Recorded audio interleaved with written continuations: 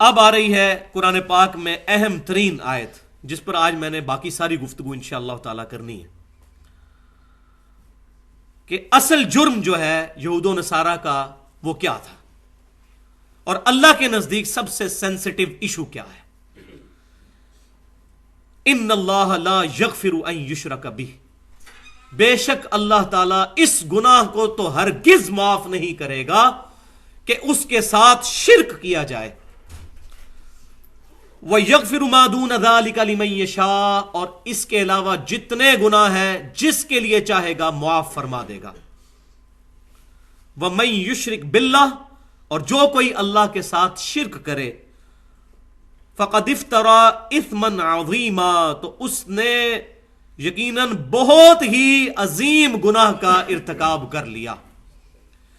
یہ آیت اس صورت میں 2 دفعہ ریپیٹ ہوگی، یہ سورۃ النساء میں 48 نمبر آیت، پھر 116 بھی آئے گی، لیکن اس کی کنکلوژن تھوڑی سی ڈیفرنٹ ہوگی، وہ ہے ان اللہ لا یغفر ان یشرک بہ ویغفر ما دون ذلک لمن یشاء ومن یشرک باللہ فقد ضل ضلالا بعیدا، جو کوئی اللہ کے ساتھ شرک کرے گا تو بے شک وہ گمراہ ہوا اور گمراہی میں بھی بہت دور جا کر گر پڑا۔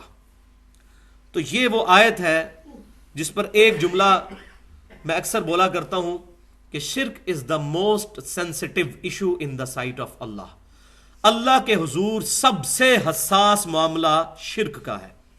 اللہ تعالیٰ شرک کو کبھی بھی معاف نہیں فرمائے گا، اس کے علاوہ جتنے گناہ ہیں اگر چاہے گا، یہ بھی اوپن لائسنس نہیں، لیکن اگر چاہے گا تو معاف فرما دے گا۔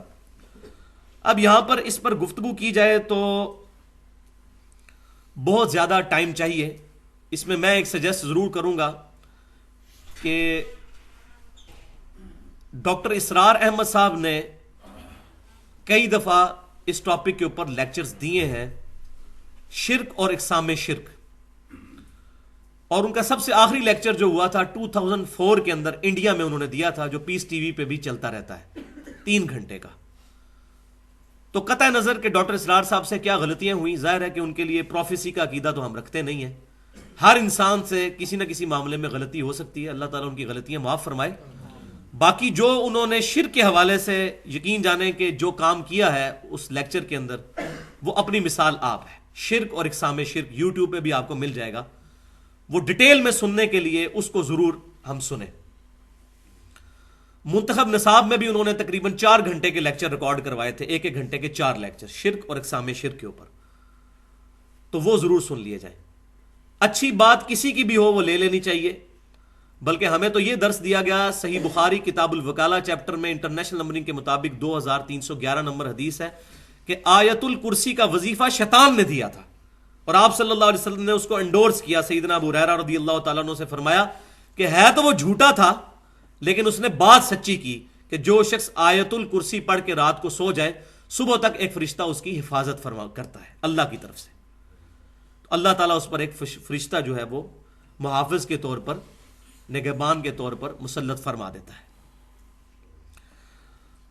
تو یہاں پر میں انشاءاللہ تعالیٰ اس سے ریلیٹڈ کچھ چیزیں عرض کروں گا جو اہم ترین ہے، اور باقی ہماری ویب سائٹ کے اوپر بھی یہ ریسرچ پیپر ایکسکلوسیولی میں سمجھتا ہوں اس ٹاپک پہ امپورٹنٹ ترین ریسرچ پیپر ہے، دعا صرف اللہ ہی سے، 8 صفحوں کا، 4 ورقوں پر اور 8 صفحوں پر۔ توحید کے اوپر اصل ایشو اس وقت کیا چل رہا ہے، وہ ساری کی ساری چیزیں ڈیٹیل کے ساتھ مخالفین کے دلائل رکھ کر سامنے پازیٹیو انداز میں ایڈریس کی گئی ہیں۔ یہ پمفلٹ اکیلے بیٹھ کے نہیں لکھا گیا، جال حق سامنے کھول کے مفتی احمد جہاں نعیمی صاحب کی، جنہوں نے یا علی مدد اور یا شیخ عبد القادر جیلانی مدد کے اوپر دلائل دیے، وہ سارے دلائل سامنے رکھ کر اس کو لکھا گیا ہے کہ کس جگہ سے انہوں نے غلطی کھائی، ان کی تمام چیزیں پوائنٹ آؤٹ کی گئی ہیں۔ دعا صرف اللہ ہی سے۔ تو ہماری جو ویب سائٹ ہے اہلسنتپاک.com، یہ پاک فرقوں سے بھی پاک اور پاک فار پاکستان بھی، اہلسنتپاک.com میں شروع میں ہی جو لیفٹ پر آئیکن ہے ریسرچ پیپرز اور بکس والا، اس کے اندر یہ ہم نے الحمدللہ اپلوڈ بھی کر دیا ہوا ہے، دعا صرف اللہ ہی سے۔ تو اگر اس پر ایڈریس کیا جائے تو کم از کم 2 گھنٹے چاہیے، لیکن میں اس میں سے کچھ اہم چیزیں آپ کے سامنے آج پیش کرنا ضروری سمجھتا ہوں تاکہ ہمیں ایشو جو ہے وہ سمجھ آ جائے۔ تو جہاں تک شرک کی سینسٹیوٹی کا تعلق ہے، اس کے حساس ہونے کا تعلق ہے، تو اس پر تو بہت دیر بولا جا سکتا ہے، لیکن میں ایک دو آیات اور دو احادیث پیش کروں گا۔ ایک تو آیت ہم سن چکے، ایک اور آیت سورۃ الزمر کی آیت نمبر 65 ہے۔ بسم اللہ الرحمن الرحیم، وَلَقَدْ أُوحِيَ إِلَيْكَ وَإِلَى الَّذِينَ مِنْ قَبْلِكَ لَئِنْ أَشْرَكْتَ لَيَحْبَطَنَّ عَمَلُكَ وَلَتَكُونَنَّ مِنَ الْخَاسِرِينَ، اور بے شک اے محبوب صلی اللہ علیہ وسلم، ہم نے آپ کی طرف بھی اور آپ سے پہلے جتنے بھی انبیاء گزرے ان کی طرف ایک وحی کی تھی کہ اگر تم نے شرک کیا تو تمہارے سارے اعمال برباد کر دیے جائیں گے اور تم خسارہ پانے والوں میں ہو جاؤ گے۔ یعنی ان نبیوں کے ذریعے امتوں تک یہ پیغام پہنچایا گیا کہ جس نے بھی شرک کیا اس کے تمام اعمال اکارت کر دیے جائیں گے اور وہ نقصان پا جانے والوں میں سے ہو جائے گا۔ سورۃ المائدہ کی آیت نمبر 72 ہے، جو عیسیٰ بن مریم علیہ السلام کا خطبہ اللہ تعالیٰ نے نقل کیا ہے۔ اس کا کنکلوڈنگ جملہ ہے، انہ من یشرک باللہ فقد حرم اللہ علیہ الجنہ ومأواہ النار وما للظالمین من انصار، بے شک جو کوئی اللہ کے ساتھ شرک کرے گا تو اللہ تعالیٰ نے ایسے شخص پر جنت حرام کر دی ہے، اس کا ٹھکانہ آگ ہے اور وہاں اس کا کوئی مددگار نہیں ہوگا۔ حتیٰ کہ صحیح بخاری اور مسلم کی متفق علیہ حدیث ہے، امام کائنات سید الاولین والآخرین شفیع المذنبین رحمت للعالمین سیدنا و مولانا امام اعظم محمد رسول اللہ صلی اللہ علیہ وآلہ وسلم کا ارشاد ہے کہ اللہ تعالیٰ نے ہر نبی کو ایک مقبول دعا دی، ہر نبی نے اپنی دعا اسی دنیا میں کر لی، اور میں نے اپنی دعا اپنی امت کے لیے چھپا کر رکھی ہے۔ اپنی اس دعا کے ذریعے قیامت والے دن میں اپنی امت کی شفاعت کروں گا، اور میری شفاعت سے ہر شخص کو فائدہ پہنچے گا سوائے اس شخص کے جس نے اللہ کے ساتھ کسی قسم کا شرک کیا ہو۔ شرک is the most sensitive issue in the sight of اللہ۔ اور پھر صحیح مسلم کے اندر حدیث موجود ہے، کتاب الدعوات کے اندر، یہ بہت زبردست حدیث ہے، بڑی رکت انگیز حدیث ہے، سیدنا ابو ذر غفاری رضی اللہ تعالیٰ عنہ سے، جامع ترمذی میں بھی موجود ہے کتاب الدعوات میں، کہ اللہ تعالیٰ فرماتا ہے کہ اے میرے بندے، اگر تو زمین و آسمان گناہوں کے بھر کے آ جائے قیامت والے دن میری بارگاہ میں، اور تیرے نامہ اعمال میں اگر شرک کا گناہ نہ ہوا تو میں اس قدر مغفرت کے ساتھ تجھ سے ملاقات کروں گا۔ یہ اتنی بڑی بشارت ہے شرک سے بچنے۔ اب یہ نہ سمجھیے کہ شرک سے بچنا صرف یہی ہے کہ اللہ کے علاوہ کسی کے آگے ماتھا نہ ٹیکا جائے۔ شرک کی پھر آگے باریکیوں میں جائیں تو بہت زیادہ چیزیں ہیں، لیکن وہ شرک جلی جو کبھی معاف نہیں ہونا، وہ دو ہی چیزیں ہیں، ایاک نعبد و ایاک نستعین۔ باقی باریکی چیزیں جو آتی ہیں جو شرک خفی میں ہیں وہ قابل معافی ہیں، لیکن انبیاء کرام ان سے بھی پاک ہوتے ہیں۔ اسی لیے ابراہیم علیہ السلام کا جب بھی ذکر کیا گیا، ان کو جتنی بھی ڈگریاں دی گئی اینڈ پہ کیا فرمایا گیا؟ ما کان ابراہیم یہودی ولا نصرانی، ما کان ابراہیم یہودی ولا نصرانی، ابراہیم علیہ السلام نہ تو یہودی تھے اور نہ عیسائی تھے، ولکن کان حنیفا مسلما وما کان من المشرکین، بلکہ وہ سب سے ٹوٹ کر ایک اللہ کے ہو گئے تھے، اور سب سے بڑی خوبی ان کی کیا تھی؟ وما کان من المشرکین، وہ مشرکین میں سے نہیں تھے۔ قیامت والے دن سب سے بڑی ڈگری کسی شخص کے لیے ہے کہ اللہ تعالیٰ فرما دے کہ تو نے کسی قسم کا شرک نہیں کیا۔ قرآن پاک میں تو خواہش نفس کی پیروی کو بھی شرک کہا گیا۔ افرائیت من اتخذ الہ ہوا، اے محبوب صلی اللہ علیہ وسلم اس شخص کو دیکھا ہے کہ جس نے اپنی خواہش نفس کو اپنا رب بنا لیا؟ جو شخص فجر کے وقت اپنی نیند کے پیچھے فجر کی نماز چھوڑ دے تو اس نے اپنی خواہش نفس کو اپنا خدا نہ بنا لیا۔ یہ بھی شرک کی ایک قسم ہے۔ یہ اس درجے کا شرک نہیں ہے کہ جو معاف نہیں ہوگا، ظاہر عقیدے میں تو وہ مسلمان ہی ہے، لیکن باریک سا شرک تو یہ بھی ہے۔ تو وما کان من المشرکین بہت بڑی ڈگری ہے۔ ابراہیم علیہ السلام کے بارے میں جب بھی یہ تعریف کی گئی تو آخری جملہ یہ کہا گیا وما کان من المشرکین بل ملت ابراہیم حنیفا وما کان من المشرکین۔ اے محبوب صلی اللہ علیہ وسلم آپ فرما دیجئے میں تو ابراہیم علیہ السلام کے دین پر ہوں جو سب سے ٹوٹ کر ایک اللہ کے ہو گئے تھے، حنیفہ تھے وہ۔ یہ امام ابو حنیفہ والا حنیفہ نہیں ہے، وہ ہے کے ساتھ ہے، یہ الف والا ہے، سب سے ٹوٹ کر ایک اللہ کا ہو جانے والا۔ وما کان من المشرکین، اور وہ مشرکین میں سے نہیں تھے۔ تو یہ سینسٹیوٹی کے اعتبار سے اب آ جائیں جو میں بات کر رہا تھا کہ دو چیزیں ہیں، ایاک نعبد و ایاک نستعین. دیکھیں یہ دونوں چیزیں اللہ تعالیٰ نے ایک آیت میں جمع فرمائی ہیں. کوئی راکٹ سائنس نہیں ہے، کسی بھی مکتبہ فکر کا ترجمہ کھول کر پڑھ لیں، اس کا سب نے یہی ترجمہ کیا ہے، اے اللہ ہم صرف تیری عبادت کرتے ہیں اور صرف تجھی سے مدد مانگتے ہیں. یہ سب نے یہی ترجمہ کیا ہوا ہے، ایاک نعبد و ایاک نستعین. اس کے دو حصے ہیں ایک ہی آیت کے. ایاک نعبد، اے اللہ صرف تیری عبادت کرتے ہیں. تو عبادت کی جتنی شکلیں ہیں وہ خالصتاً اللہ کے لیے ہوں گی. نماز، روزہ، حج، زکوٰۃ، قربانی، نذر و نیاز، یہ تمام کی تمام چیزیں اللہ کے لیے خاص ہوں گی. تو یہ عبادت. اسی طریقے سے عبادت کی جتنی شکلیں ہیں، رکوع، سجدہ کرنا، یہ تمام کی تمام چیزیں اللہ کے لیے خالص کریں گے تو آپ کی عبادت مکمل ہوگی. الحمدللہ ایز فار ایز عبادت از کنسرنڈ، تاحال امت محمدیہ صلی اللہ علیہ وسلم اس شرک سے تو محفوظ ہے.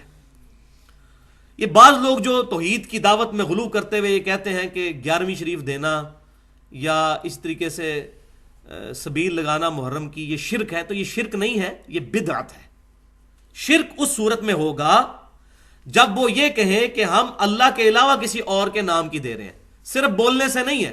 مثال بولنے پہ تو میں کہتا ہوں یہ بال پوائنٹ میرا ہے، لیکن ہے تو اللہ کا نا، تو میری ملکیت اللہ تعالیٰ نے بنایا. اسی طریقے سے اگر کوئی کہتا ہے کہ یہ غوث پاک کے نام کی نیاز ہے، شیخ عبد القادر جیلانی کے نام کی نیاز ہے، تو اس سے یہ پوچھا جائے گا کہ یہ نیاز آپ نے ان کے نام پر دی ہے یا اللہ کے نام پر دی ہے اور ثواب اس کو پہنچانا ہے؟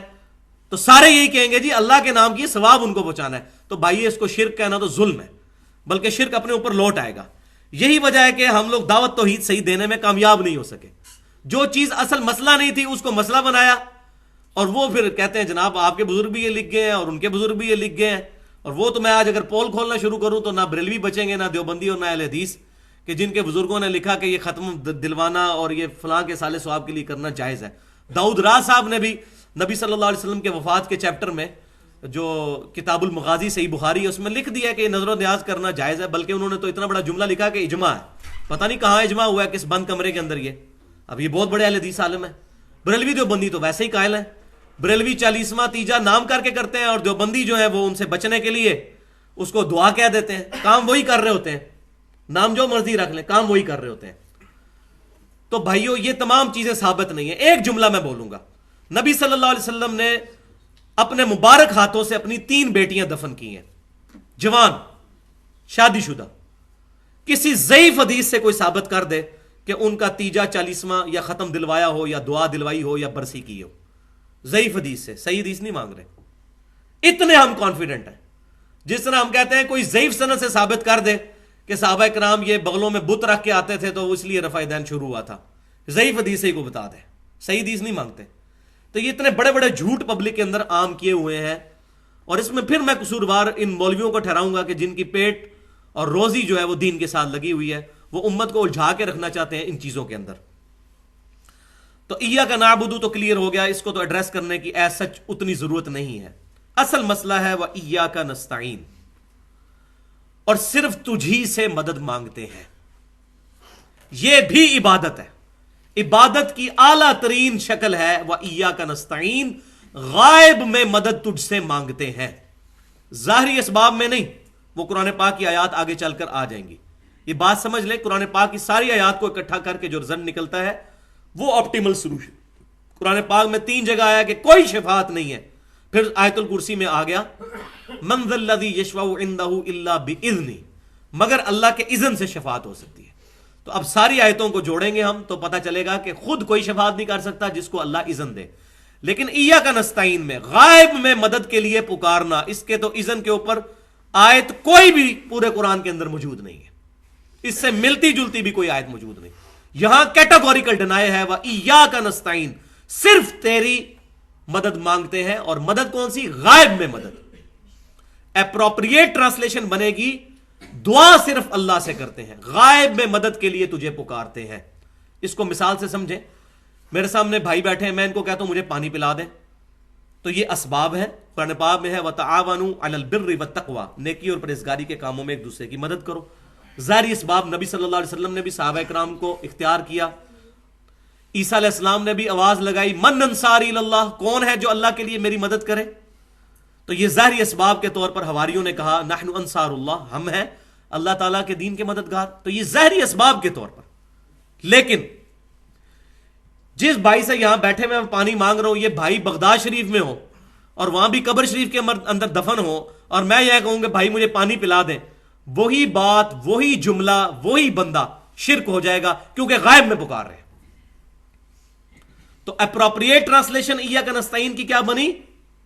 دعا صرف اللہ ہی سے, غائب میں مدد کے لیے صرف تجھی کو پکارتے ہیں. لہذا اس مسئلے میں یہ بات یاد رکھیں کہ خصوصاً ہمارے بریلوی مکتبہ فکر کے جو بھائی ہیں, میں بھی خود 31 سال تک بریلوی رہا, اب میری 34 سال عمر ہے, ان کو یہ بتایا جاتا ہے کہ جو شخص سیدنا علی رضی اللہ تعالیٰ عنہ سے دعا نہیں مانگے گا, یہی بات شیعہ کو بھی بتائی جاتی ہے کہ جو حضرت علی سے دعا نہیں مانگے گا تو اس کو یہ کنسپٹ دیا جاتا ہے شاید وہ سیدنا علی کا گستاخ ہو جائے گا پھر, یا جو شیخ عبد القادر جیلانی رحمۃ اللہ علیہ سے مدد نہیں مانگے گا یا غوث اعظم دستگیر, تو شاید بزرگوں کا گستاخ ہو جائے گا. تو یہ اصل میں بیماری ہے جو ان کو بتائی جاتی ہے. اس کو کوئی نہیں ایڈریس کرتا کہ وہ بےچارے کیوں مدد کے لیے پکار رہے ہیں. ان کو بتایا یہ گیا ہے کہ اگر مدد کے لیے نہیں پکارو گے تو ان ہستیوں کے گستاخ بن جاؤ گے. واللہ چھوٹی سی بات اگر ان سے کر دیں تو ان کو یہ بات سمجھ آ جائے گی, کوئی مشکل کام نہیں ہے. لیکن اس کے لیے پھر فرقوں سے نکلنا پڑے گا. فرقوں میں آئیں گے پھر تو آپ مسلک بچائیں گے, دین نہیں بچے گا. سیدھی سی بات ہے. وہ کیا ہے, ان کو صرف یہ بات پوچھ لیں ساروں سے, جو لوگ بھی اس قسم کے کام کر رہے ہیں, بریلوی ہوں, دیوبندی ہوں, اہل حدیث ہوں, شیعہ ہوں, کوئی بھی ہو, اس سے صرف یہ بات پوچھئے کیا اللہ کے علاوہ کسی کی عبادت ہو سکتی ہے؟ مجھے بتائیں کوئی بھی مسلمان اس روئے ارض پہ کسی بھی مکتبہ فکر کا یہ بات کہنے کے لیے تیار ہے کہ اللہ کے علاوہ کسی کی عبادت ہو سکتی ہے؟ کوئی نہیں, کوئی بھی نہیں کہے گا. تو اس کو کہیں کہ بھائی دعا بھی عبادت کی ایک قسم ہے, اور آپ کو یہ بات پتا ہے کہ یہ اعلیٰ ترین قسم ہے عبادت کی. وہ آگے میں دلائل بھی قرآن پاک سے اور حدیث سے دوں گا. تو دعا ہے عبادت, عبادت اللہ کے علاوہ کسی کی ہو نہیں سکتی. تو اب یہ بتاؤ کہ سیدنا علی سے دعا کرنا جائز ہے؟ واللہ کتنے لوگوں کو بتایا, انہوں نے کہا جی نہیں واقعی یہ ناجائز ہے. مسئلہ تو ان کو بتایا جائے کہ اصل مسئلہ اٹکا کہاں پہ ہوا ہے ان کا. وہ اس کو گستاخی سمجھ رہے ہیں. اور پھر ان کو مثال کے طور پر وہ سنن ابن ماجہ کی حدیث بتائیں. نبی صلی اللہ علیہ وسلم کو ایک صحابی نے آ کے سجدہ کیا. آپ صلی اللہ علیہ وسلم نے فرمایا کتاب النکاح چیپٹر میں, اپنا سر اٹھاؤ, اگر میں سجدے کو جائز سمجھتا تو بیویوں سے کہتا کہ اپنے خاوندوں کو سجدہ کریں اس حق کے سبب جو اللہ تعالیٰ نے ان کو دیا ہے, خاوندوں کو اپنی بیویوں کے اوپر. تو آپ صلی اللہ علیہ وسلم نے سجدے سے روک دیا. آپ صلی اللہ علیہ وسلم نے معاذ اللہ استغفر اللہ اپنی گستاخی کروائی. اس صحابی نے تو حضور کی عزت کے لیے آپ صلی اللہ علیہ وسلم کو سجدہ کیا تھا. تو اگر یہ گستاخی والا فارمولہ مان دیا جائے تو حضور نے خود اپنی گستاخی کروائی, منع کر دیا. یا آپ کو تو کہنا چاہیے تھا عشق دے چلے نمبر لے گئے عقل والے تو انجے ہی عمرہ گالیاں, یہ کہہ دینا چاہیے تھا. لیکن آپ صلی اللہ علیہ وسلم نے نہیں فرمایا, کیونکہ عبادت خالصتاً اللہ کے لیے. اور الحمدللہ یہ امت امت توحید ہے. بریلوی ہو, دیوبندی ہو, اہل حدیث ہو, شیعہ ہو, سب کو یہ بات پتہ ہے کہ عبادت اللہ کے علاوہ کسی کی نہیں ہو سکتی. سیدھی سی بات ہے. یہ بہت بڑا ایسٹ ہے ہماری امت کے پاس, یہ سب کو کلیئر ہے الحمدللہ. ہم بتا نہیں سک رہے کہ مسئلہ اصل میں کیا ہے, کہ دعا بھی عبادت ہے, اللہ کے علاوہ کسی اور کی نہیں ہو سکتی. تو اس طریقے سے بات سمجھائی جائے تو بات سمجھ آ جائے گی. اب 3 پوائنٹ اس میں سمجھ لیں جس کے اوپر ساری کی ساری گمراہی کھڑی ہے. پہلی بات یہ کہ وہ یہ پوچھتے ہیں, جو لوگ غیر اللہ کو مدد کے لیے پکارتے ہیں, تو وہ یہ کہتے ہیں کہ کیا آپ اس لیے غیر اللہ کو پکارنے کو منع کرتے ہیں مدد کے لیے کہ غیر اللہ کو پکارنا شرک ہے غائب میں؟ تو اس کا جواب ہے نہیں, غیر اللہ کو غائب میں پکارنا شرک نہیں ہے. یہ جھگڑا ہی نہیں ہے, ہم پکارتے ہیں. صحیح بخاری اور مسلم کی متفقن علیہ حدیث ہے, آپ صلی اللہ علیہ وسلم نے تشہد اس طرح تعلیم فرمایا صحابہ کرام کو جس طرح قرآن. یہ جو مشہور ہے یہ شب معراج کی اللہ اور رسول کی گفتگو ہے, یہ جھوٹ ہے. یہ جلال الدین سیوطی صاحب نے پتہ نہیں کہیں سے نقل کیا ہے, دنیا کی کسی حدیث کی کتاب میں یہ نہیں ہے.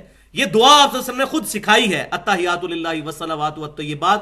اس میں کیا آتا ہے, السلام علیکہ ایھا النبی, اے نبی صلی اللہ علیہ وسلم آپ پر سلام ہو. آپ کو غائب میں پکارا جا رہا ہے. مدد کے لیے نہیں، صرف پکارا جا رہا ہے، یہ شرک نہیں ہے۔ اور اس حدیث میں آگے ہی موجود ہے کہ جب تم یہ سلام پڑھو گے اللہ تعالیٰ تمہارا سلام پہنچا دے گا۔ غائب میں پکارنا جھگڑا نہیں ہے۔ اچھا جی، پھر دوسری بات وہ کہتے ہیں کہ جی کیا آپ اس لیے غیر اللہ کو پکارنے کو شرک کہتے ہیں کہ دور سے سن نہیں سکتا اللہ کے علاوہ کوئی اور؟ جس کو نیند آ رہی ہے نا کھڑا ہو جائے، اس سے پہلے کہ میں درس بند کر دوں، اتنا بڑا ایشو میں ایڈریس کر رہا ہوں، اور یہ میں بہت بڑا جملہ بولنے لگوں، اس کو کسی نے بھی اس طریقے سے ایڈریس نہیں کیا۔ اٹھا کے دیکھ لیں سارے توحید والوں کے لیکچر، ان کو مسئلہ ہی نہیں پتا کہ اس وقت کیا ہے۔ یہ مسئلہ وہ بتائے گا جو اس گمراہی سے نکل کر آئے۔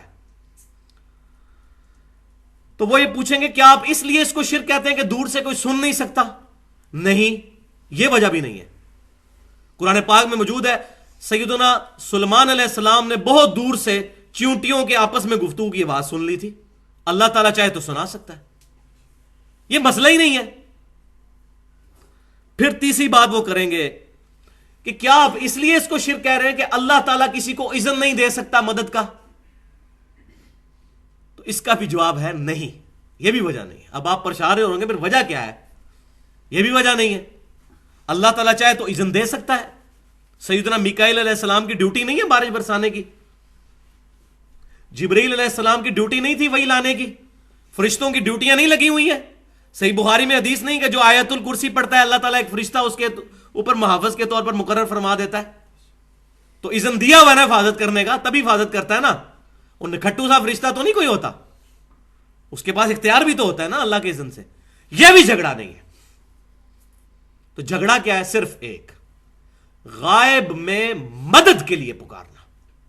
غائب میں پکارنا شرک نہیں ہے، بلکہ قرآن و حدیث سے ثابت ہے۔ جہاں جہاں ثابت ہے وہاں تو سنت ہوگی، جہاں ثابت نہیں بدعت کہیں گے، شرک نہیں ہوگا۔ دور سے سننے والا بھی ایشو نہیں ہے، اللہ تعالیٰ چاہے تو سنا سکتا ہے۔ اسی طریقے سے وہ بھی جہاں جہاں ثابت ہے، جیسے بخاری و مسلم کی متفق علیہ حدیث ہے، جب مردے کو دفنا کے جاتے ہیں تو وہ جانے والوں کے قدموں کی آواز بھی سنتا ہے، اللہ مردے کو بھی سنا سکتا ہے۔ تیسرا، اذن والا چکر بھی نہیں، فرشتوں کی اللہ تعالیٰ نے ڈیوٹیاں لگائی ہوئی ہیں۔ مسئلہ یہ ہے کہ فرشتوں کو پکار نہیں سکتے، فرشتوں کو پکاریں گے تو خالصتاً شرک ہو جائے گا۔ یہ جھگڑا ہے ہی نہیں کہ اختیار ہے یا نہیں ہے، سیدنا علی کو اختیار ہو یا نہ ہو، شیخ عبد القادر جیلانی رحمۃ اللہ علیہ کو اختیار ہو یا نہ ہو، یا کسی بھی نبی کو یا جن کو فرشتے کو اختیار ہو یا نہ ہو، اس سے فرق ہی نہیں پڑتا۔ اصل مسئلہ یہ ہے کہ غائب میں مدد کے لیے پکارنا شرک ہے۔ سب سے بڑا مشکل کشا اس وقت سورج ہے۔ سائنٹیفک فیلڈ کے لوگ سمجھتے ہیں پوری دنیا کا نظام سورج کی وجہ سے چل رہا ہے۔ سورج کی وجہ سے زمین پہ موسم تبدیل ہوتے ہیں، سمندروں کا پانی ویپریٹ ہو کر گلیشیئرز کی شکل میں پانی جمع ہوتا ہے پہاڑوں پر، وہاں سے وہ چلنا شروع ہوتا ہے۔ پوری دنیا کا نظام، پودے اپنی خوراک سورج کی روشنی سے بناتے ہیں فوٹو سنتھسس کے ذریعے، پودوں کو جانور کھاتے ہیں، ہم جانوروں کو کھاتے ہیں، پورا سسٹم سورج کی وجہ سے چل رہا ہے۔ تو ہم کیا کہیں گے؟ المدد یا سورج؟ سورج کو پکارنا شرک ہے۔ سورج نہیں نکلے گا اللہ کو پکاریں گے، سورج نکلے گا اور بارشیں نہیں ہوں گی اللہ کو پکاریں گے۔ یہ مسئلہ یہ ہے، اس کو سمجھ لیں، غائب میں مدد کے لیے پکارنا شرک ہے۔ وَإِيَّاكَ نَسْتَعِينُ۔ لہٰذا یہ جو جنید جمشید صاحب نے ایک دیوبند کے مفتی کی جو نعت پڑھی، فرشتوں یہ پیغام دے دو کہ خادم تمہارا سعید آ رہا ہے، یہ شرکیہ جملہ ہے۔ فرشتے کو پکارنا بھی غائب میں شرک ہے۔ فرشتوں بے شک اللہ تعالیٰ نے ان کو ڈیوٹی پہ مامور کیا ہے، سنن نسائی میں صحیح حدیث ہے کہ زمین پہ کچھ فرشتے سیاحت کرتے ہیں اور میرے امتیوں کا سلام میرے تک پہنچاتے ہیں، لیکن فرشتوں کو پکار نہیں سکتے۔ ہم کیا کہتے ہیں؟ اللہم صلی علی محمد، اے اللہ آپ محمد صلی اللہ علیہ وسلم پر دروشی بھیجیں۔ فرشتوں کو پکارنا شرک ہو جائے گا۔ تو یہ بات سمجھ لیں، فرشتوں کو یہ نہیں کہہ سکتے فرشتوں بارش برسا دو کہ گرمی کا موسم قریب آ رہا ہے، یہ شرک ہو جائے گا۔ اس مسئلے میں بہت احتیاط کی ضرورت ہے۔ تو یہ اصل مسئلہ ہے جو میں نے آپ کو بتایا، جو اصل پرابلم ہے۔ اب اس میں دو مثالیں صحیح بخاری اور صحیح مسلم سے پیش کر دیتا ہوں، دونوں کو بلکہ یکجا کر کے بیان کر دیتا ہوں۔ بخاری و مسلم میں، صحیح بخاری کتاب المغازی چیپٹر میں اور صحیح مسلم میں کتاب الامارہ چیپٹر میں، کہ 70 صحابہ کو دھوکے سے شہید کیا گیا۔ تو وہ جب صحابہ شہید ہونے لگے تو انہوں نے کہا، اے اللہ ہمارے نبی کو ہمارے حال کی خبر کر دے کہ ہم تجھ سے مل چکے اس حال میں کہ تو ہم سے راضی، ہم تجھ سے راضی۔ نبی صلی اللہ علیہ وسلم مدینہ شریف میں بیٹھے ہوئے، اللہ تعالیٰ نے جبرائیل علیہ السلام کو بھیجا اور پھر آپ صلی اللہ علیہ وسلم نے فرمایا کہ میرے پاس ابھی وحی آئی ہے اور مجھے بتایا گیا کہ تمہارے ساتھیوں کو دھوکے سے شہید کر دیا گیا، اور انہوں نے شہید ہوتے وقت یہ دعا کی۔ نبی صلی اللہ علیہ وسلم دنیا میں موجود ہیں، کسی صحابی نے نہیں کہا یا رسول اللہ انظر حالنا یا حبیب اللہ اسمع قالنا، ان کو پتا تھا یہ شرک ہے۔ آپ صلی اللہ علیہ وسلم دنیا میں موجود ہے، صحابہ نے آپ صلی اللہ علیہ وسلم کو نہیں پکارا بلکہ کہا اے اللہ ہمارے نبی کو ہمارے حال کی خبر کر دے۔ کیوں نہیں پکارا؟ ان کی تربیت ہی یہ نہیں ہوئی تھی۔ تو آج بھی یہ بات نہیں کہی جائے گی، اس وقت نہیں کہی جب نبی صلی اللہ علیہ وسلم دنیا میں موجود تھے۔ ابھی تو عالم برزخ میں زندہ ہے، دنیا سے چلے گئے ہیں، ہماری کوئی کمیونیکیشن ڈائریکٹ ان کے ساتھ نہیں، اللہ تعالیٰ ہمارا درود و سلام ان تک پہنچاتا ہے۔ اس وقت صحابہ کرام نے نہیں پکارا۔ میں سمجھتا ہوں یہ ایک مثال کافی ہے اس کو بات کو سمجھنے کے لیے۔ تو دعا عبادت ہے، اس پر کچھ آیات جو ہیں وہ میں اس میں بیان کرنا ضروری سمجھتا ہوں تاکہ یہ بات سمجھ آ جائے۔ تو اس سے پہلے یہ بات سمجھ لیں کہ اگر قرآن کی یہ شروع میں آیت آ گئی نا ایاک نعبد و ایاک نستعین، تو سورۃ النساء کی آیت نمبر 82 ہے کہ قرآن اگر اللہ کے علاوہ کسی اور کی طرف سے نازل ہوا ہوتا تو تم اس میں بہت زیادہ کنٹراڈکشن، اختلاف پاتے۔ اتنی موٹی کتاب کو بندہ لکھے نا تو وہ بھول جائے گا میں پہلے صفحے پہ کیا لکھ کے آیا ہوں، آگے جا کے ہوتا ہے اس کے الٹ ہی کچھ لکھ دے۔ تو اللہ تعالیٰ نے فرمایا کہ یہ اس کا غلطیوں سے پاک ہونا اس چیز کی نشانی ہے کہ یہ اللہ کا کلام ہے۔ بھائیو اگر قرآن کے شروع میں آیا نا ایاک نعبد و ایاک نستعین، پورے قرآن میں کوئی آیت نہیں پھر آپ کو ملے گی جس سے یا علی مدد یا شیخ عبد القادر جیلانی مدد ثابت ہو جائے، کیونکہ قرآن میں اختلاف نہیں ہوگا۔ اور حدیثیں اگر ملے تو ویسے ہی قرآن پہ پیش کی جائیں گی، سیدھی سی بات ہے۔ کوئی صحیح حدیث قرآن کے خلاف نہیں ہو سکتی۔ یہ ہمارا ٹچ سٹون ہے، کسوٹی ہے جو سنیاروں نے رکھی ہوتی ہے نا، ٹچ سٹون اس کو کہتے ہیں۔ اس پر پرکھا جائے گا تمام چیزوں کو۔ یہ اللہ کی کتاب، انا نحن نزلنا الذکر وانا لہ لحافظون۔ تو دعا عبادت ہے، اس کے لیے یہ ایک آیت بہت زبردست، سورۃ البقرہ آیت نمبر 186، بسم اللہ الرحمن الرحیم، وَإِذَا سَأَلَكَ عِبَادِي عَنِّي فَإِنِّي قَرِيبٌ۔ اے محبوب صلی اللہ علیہ وسلم، میرے بندے آپ سے پوچھتے ہیں میرے بارے میں تو ان سے فرمائیے میں تمہارے بالکل قریب ہوں۔ اجیب الدعوۃ الداع اذا دعان، پکارنے والے کی پکار کو سنتا ہوں جب وہ مجھے پکارے۔ فَلْيَسْتَجِيبُوا لِي، تو ان کو بھی چاہیے کہ وہ میرا حکم مانے، وَلْيُؤْمِنُوا بِي لَعَلَّهُمْ يَرْشُدُونَ، اور مجھ پر ایمان لائیں تاکہ یہ فلاح پا جائیں، رشد و ہدایت پا جائیں۔ تو اس آیت کے اندر بالکل کلیئر کٹ اللہ تعالیٰ نے ارشاد فرمایا کہ جب میرے بندے آپ سے میرے بارے میں پوچھتے ہیں تو فرمائیے میں تمہارے بالکل قریب ہوں، دعا کرنے والے کی دعا قبول کرتا ہوں۔ تو ان کو چاہیے کہ میرا حکم مانے، مجھ پر ایمان لانے کا حق ہی یہی ہے تاکہ یہ کامیاب ہو سکیں۔ تو اس میں بھی دعا کی طرف ترغیب دلائی گئی کہ اللہ سے صرف مانگنی ہے۔ دوسری آیت یہ بہت سخت ترین آیت ہے، سورۃ النمل کی آیت نمبر 63، بسم اللہ الرحمن الرحیم، امن یجیب المضطر اذا دعاہ، بھلا کون ہے وہ جو مصیبت میں گھرے ہوئے شخص کی فریاد کو سن لیتا ہے، وہ یکشف السوء، اور اس سے برائی کو دور کر دیتا ہے، اس کی تکلیف دور کر دیتا ہے، وَيَجْعَلُكُمُ الْخُلَفَاءَ وَيَجْعَلُكُمْ خُلَفَاءَ الْأَرْضِ، اور زمین میں تمہیں اگلوں کا خلیفہ بناتا ہے۔ أَإِلَٰهٌ مَّعَ اللَّهِ، کیا اللہ کے ساتھ کوئی اور الہ بھی ہے جو تمہاری دعائیں قبول کر دے؟ قَلِيلًا مَّا تَذَكَّرُونَ، مگر بہت کم لوگ ہی نصیحت حاصل کرتے ہیں۔ اندازہ کریں یہاں اللہ تعالیٰ نے یہ جملہ بول دیا نا أَإِلَٰهٌ مَّعَ اللَّهِ، کیا اللہ کے ساتھ کوئی اور الہ ہے؟ یہ آیت واضح ثبوت ہے کہ اللہ کے علاوہ جس کو بھی دعا کے لیے پکارا جائے گا اس کا مطلب ہے آپ نے اس کو اپنا الہ مان لیا۔ سیدھی سی بات ہے، یہ میں نے اپنی طرف سے بات نہیں کی، یہ آیت ہے واضح طور پر۔ اور پھر نبی صلی اللہ علیہ وسلم کی جامعہ ترمذی سنن نبی داؤد کے اندر حدیث صحیح سند کے ساتھ موجود ہے، آپ صلی اللہ علیہ وسلم نے فرمایا الدعاء هو العبادہ، دعا ہی عبادت ہے۔ پھر آپ صلی اللہ علیہ وسلم نے سورۃ المؤمن کی آیت نمبر 60 تلاوت فرمائی، وقال ربکم ادعونی استجب لکم، اور تمہارے رب نے یہ فرمایا ہے کہ مجھ سے دعا کرو میں تمہاری دعا کو قبول کروں گا۔ دعا ہی عبادت ہے، اور اس کی دلیل پر آپ صلی اللہ علیہ وسلم یہ آیت پڑھ رہے ہیں، ان الذین یستکبرون عن عبادتی، بے شک جو لوگ میری عبادت سے تکبر کرتے ہیں. عبادت کیا؟ دعا. ایک ہی آیت میں ذکر ہو رہا ہے، عبادت سے تکبر کرتے ہیں، مجھ سے دعا نہیں کرتے.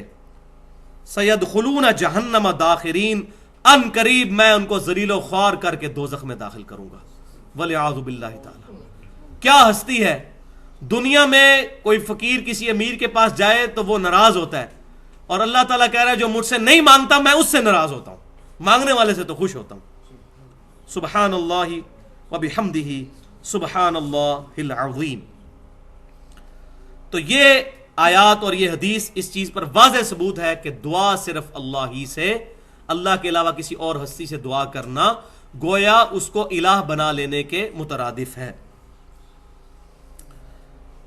پھر یہ بات ہوتی ہے کہ جی اللہ کے علاوہ ہستیاں جو کہی جا رہی ہیں اس سے مراد بت ہے، اللہ کے پیغمبر تو اللہ کے علاوہ نہیں ہے، یہ تو اللہ کے حزب اللہ میں داخل ہیں، اس میں کوئی شک نہیں ہے.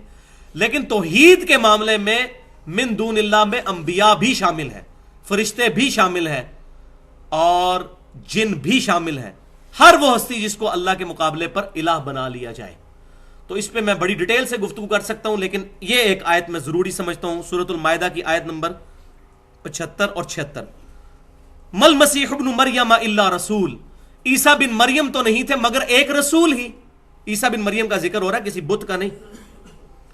قد خلت من قبلہ الرسل، ان سے پہلے بھی کئی رسول ہو گزرے ہیں. وامہ صدیقہ، اور ان کی ماں سچی عورت تھی. کانا یاکلان الطعام، دونوں کھانا کھایا کرتے تھے، کھانے کے محتاج تھے.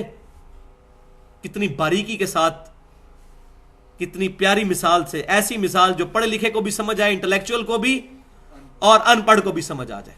دونوں کھانا کھاتے تھے. جو روٹی کا محتاج ہے، اب تم خود ہی سمجھ لو تمہارا مشکل کشا کیسے ہو سکتا ہے.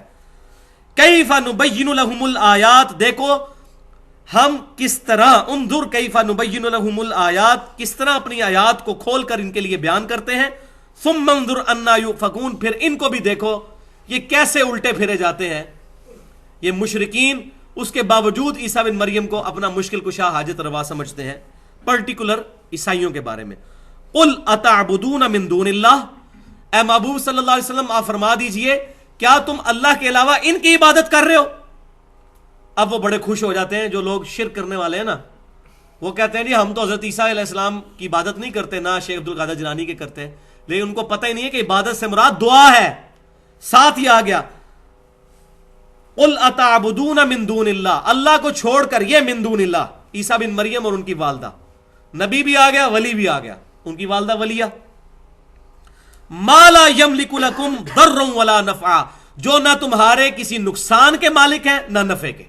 عیسیٰ بن مریم ان کی والدہ کسی نفع نقصان کے مالک نہیں، ان کو پکار رہے ہو تم. واللہ هو السمیع العلیم، اور اللہ ہی ہے سننے والا اور جاننے والا. یعنی یہ دو کوالٹیز چاہیے کسی بھی شخص کے لیے، کسی بھی ہستی کے لیے، کہ وہ کسی کی مصیبت دور کر سکے. اور وہ کیا کوالٹیز ہے؟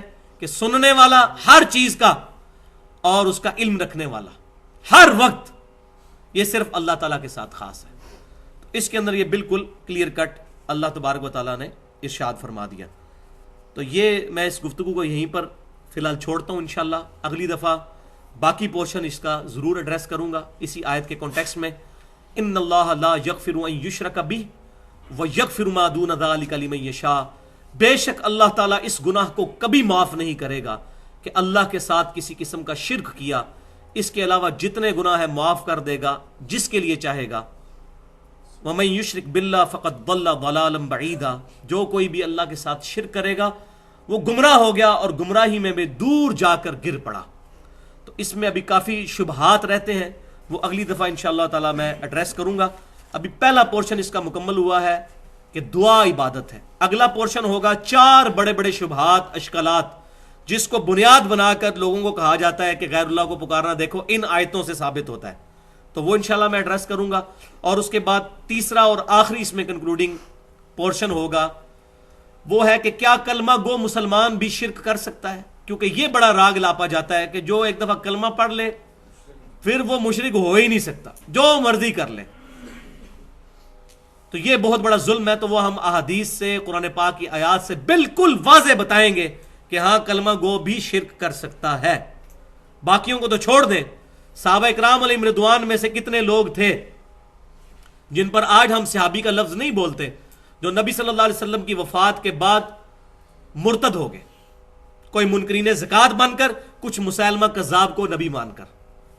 تو ایسا بھی ہوا ہے. آپ صلی اللہ علیہ وسلم کی مبارک زندگی میں، بخاری مسلم کی حدیث ہے، متفق علیہ حدیث، آپ کا کاتب وحی تھا جو وحی آپ کے لیے لکھا کرتا تھا، وہ مرتد ہو گیا تھا، عیسائی ہو گیا تھا. جب مر گیا زمین میں دفناتے تھے، زمین اس کو قبول ہی نہیں کرتی تھی. اور بھائی نبی دنیا میں موجود ہے تو مشرک ہو رہے ہیں، تو یہ کون کہتا ہے جی مشرک نہیں ہو سکتا کوئی؟ ہوئے. تو وہ انشاءاللہ میں ڈیٹیل سے اگلی دفعہ مزید، میرا خیال ہے آدھا گھنٹہ اس ٹاپک کے اوپر لگے گا. میں چاہ رہا ہوں یہ پرٹیکولر ہمارا تمام چیزیں ریکارڈنگ میں آ جائیں. سبحانک اللہم و بحمدک، اشہد ان لا الہ الا انت، استغفرک و اتوب الیک. جو حق بات میں نے کہی ہمارے دلوں میں راسخ فرمائے، اگر کوئی غلط بات منہ سے نکلی تو ہمارے دلوں سے محو کر دے. وما علینا الا البلاغ المبین. تو آج حصہ نمبر 2 پر پہلے گفتگو کریں گے. جو میں نے بتایا تھا کہ 4 بڑے بڑے شبہات ہیں جس کی بنیاد پر وہ لوگ جو کہ اللہ کے علاوہ اور ہستیوں کو غائب میں مدد کے لیے پکارتے ہیں، وہ ان چیزوں کو سہارے کے طور پر استعمال کرتے ہیں. ان کو 4 بڑے اشکالات کہہ لیں، ایمبیگوٹیز کہہ لیں، یا شبہات کہہ دیں. بہرحال اللہ تبارک و تعالیٰ نے قرآن پاک کی تعلیمات اس قدر واضح کی ہیں کہ اس کتاب کے اندر نہ تو باطل آگے سے داخل ہو سکتا ہے، نہ پیچھے سے داخل ہو سکتا ہے، نہ دائیں سے نہ بائیں سے. جو کتنی مرضی کوشش کر لے بے ایمانی کرنے کی، لیکن اللہ تبارک و تعالیٰ نے اس کتاب کی حفاظت کا ذمہ اپنے اوپر لیا ہے. کمپیریٹیو سٹڈی بہت ضروری ہے. اگر ایک قادیانی پوری زندگی صرف قادیانیوں کی باتیں سنتا رہے گا، اس کو کبھی بھی ختم نبوت سمجھ نہیں آئے گی. اسی طریقے سے اگر کوئی شیعہ صرف اپنی بات سنتا رہے گا، اس کو کبھی بھی اہل سنت کا موقف سمجھ نہیں آئے گا. اور اسی طریقے سے اہل سنت صرف اپنے ہی علماء کی باتیں سنیں گے، ان کو کبھی بھی شیعہ کے سٹانس کے بارے میں سمجھ نہیں آئے گی. تو کمپیریٹیو سٹڈی کرنے کے لیے تمام علماء سے ان کی رائے کتاب و سنت کے مطابق پوچھنی، اور پھر حق تک پہنچنے کے لیے اللہ کے حضور دعا کرنا یہ ضروری ہے. تو وہ 4 بڑے شبہات، اشکالات کیا ہیں، اس کو ایڈریس کریں گے. اور پھر اس کا آخری حصہ، تیسرا اور آخری حصہ، کہ کیا کلمہ گو مسلمان بھی شرک کر سکتا ہے کہ نہیں. کیونکہ آج بہت زیادہ یہ راگ الاپا جا رہا ہے، اور بڑے بڑے علماء جو ہیں وہ بڑی بڑی توحید کانفرنسیں کر کے لوگوں کو یہ بتا رہے ہیں کہ شرک تو 1400 سال پہلے ختم ہو چکا ہے، لہٰذا اب کوئی پریشانی اور ٹینشن کی ضرورت نہیں ہے. تو انشاءاللہ اس کو بھی آج ایڈریس کیا جائے گا. تو پہلے حصہ نمبر 2 جو ہے 4 بڑے اشکالات، وہ کیا ہیں، اس کو میں انشاءاللہ ایڈریس کرتا ہوں. تو اس میں اشکال نمبر 1 یہ ہے کہ نیک اعمال جو ہیں یہ اللہ تعالیٰ کی مدد کا ذریعہ ہے. اس پر قرآن پاک سے آیات پیش کی جاتی ہیں، اور پھر کہا جاتا ہے کہ نیک اعمال بھی چونکہ غیر اللہ ہیں، لہٰذا غیر اللہ سے مدد مانگنا جائز ٹھہرا. حالانکہ قرآن پاک کا جو ادنا سا بھی اسٹوڈنٹ ہے میری طرح کا، اگر ان آیات کو پڑھ لے تو اس کو خود بخود کنسیپٹ کلیئر ہو جائے گا کہ یہ آیات کس کانٹیکسٹ کے اندر آئی ہیں. اس میں جو سب سے مشہور آیت پیش کی جاتی ہے سورۃ البقرہ کی آیت نمبر 153. بسم اللہ الرحمن الرحیم. یا ایھا الذین آمنوا استعینوا بالصبر والصلاۃ. اے ایمان والو، مدد چاہو نماز اور صبر کے ذریعے. لیکن یہ پوری آیت اگر پڑھ لی جائے تو چور دروازہ خود ہی بند ہو جائے گا. ان اللہ مع الصابرین، بے شک اللہ تعالیٰ ساتھ ہے صبر کرنے والوں کے. کیا مطلب؟ جو شخص صبر کرتا ہے اللہ تعالیٰ کی مدد اس کی شامل حال ہوتی ہے. وَاسْتَعِینُوا بِالصَّبْرِ وَالصَّلَاةِ کا یہ مطلب نہیں ہے کہ نماز اور صبر کو مدد کے لیے پکارا جائے. اس کا مطلب ہے نماز اور صبر کے ذریعے ان اعمال کو وسیلہ بنا کر اللہ کے حضور دعا کی جائے. اگر یہ غیر اللہ سے مدد مانگنا ہو تو پھر یہ کہنا جائز ہوا، المدد یا صبر، المدد یا نماز. یہ کوئی بیوقوف بھی نہیں کہتا. پھر ان آیات کو یا علی مدد اور یا شیخ عبد القادر جیلانی مدد کے طور پر پیش کرنا اس سے بڑی کوئی بیوقوفی نہیں ہے. تو قرآن پاک اپنی حفاظت خود کرتا ہے. اے ایمان والو، نماز اور صبر کے ذریعے اللہ کی مدد چاہو. ان اللہ مع الصابرین، بے شک اللہ تعالیٰ کی مدد ساتھ ہے صبر کرنے والوں کے. اسی طریقے سے ایک مشہور حدیث پیش کی جاتی ہے صحیح مسلم میں کہ سیدنا ربیعہ بن کعب رضی اللہ تعالیٰ عنہ جو نبی صلی اللہ علیہ وسلم کو وضو کروایا کرتے تھے، آپ صلی اللہ علیہ وسلم نے ایک دن ان پر شفقت فرمائی اور فرمایا کہ ربیعہ مانگ، کیا مانگتا ہے؟ تو انہوں نے کہا یا رسول اللہ صلی اللہ علیہ وسلم میں آپ سے جنت میں آپ کا پڑوس مانگتا ہوں۔ تو آپ صلی اللہ علیہ وسلم نے فرمایا کہ اس کے علاوہ بھی کچھ اور مانگنا چاہتا ہے تو مانگ۔ تو انہوں نے کہا یا رسول اللہ صلی اللہ علیہ وسلم مجھے جنت میں آپ کا پڑوس مل جائے، اس سے بڑھ کر مجھے کسی اور دولت کی ضرورت نہیں ہے۔ الحمدللہ۔ تو آپ صلی اللہ علیہ وسلم نے پھر ارشاد فرمایا پھر سجدوں کے ذریعے میری مدد کر، یعنی میری دعا تیرے لیے شامل حال ہوگی لیکن نیک اعمال کے ذریعے، سجدوں کے ذریعے میری مدد کر۔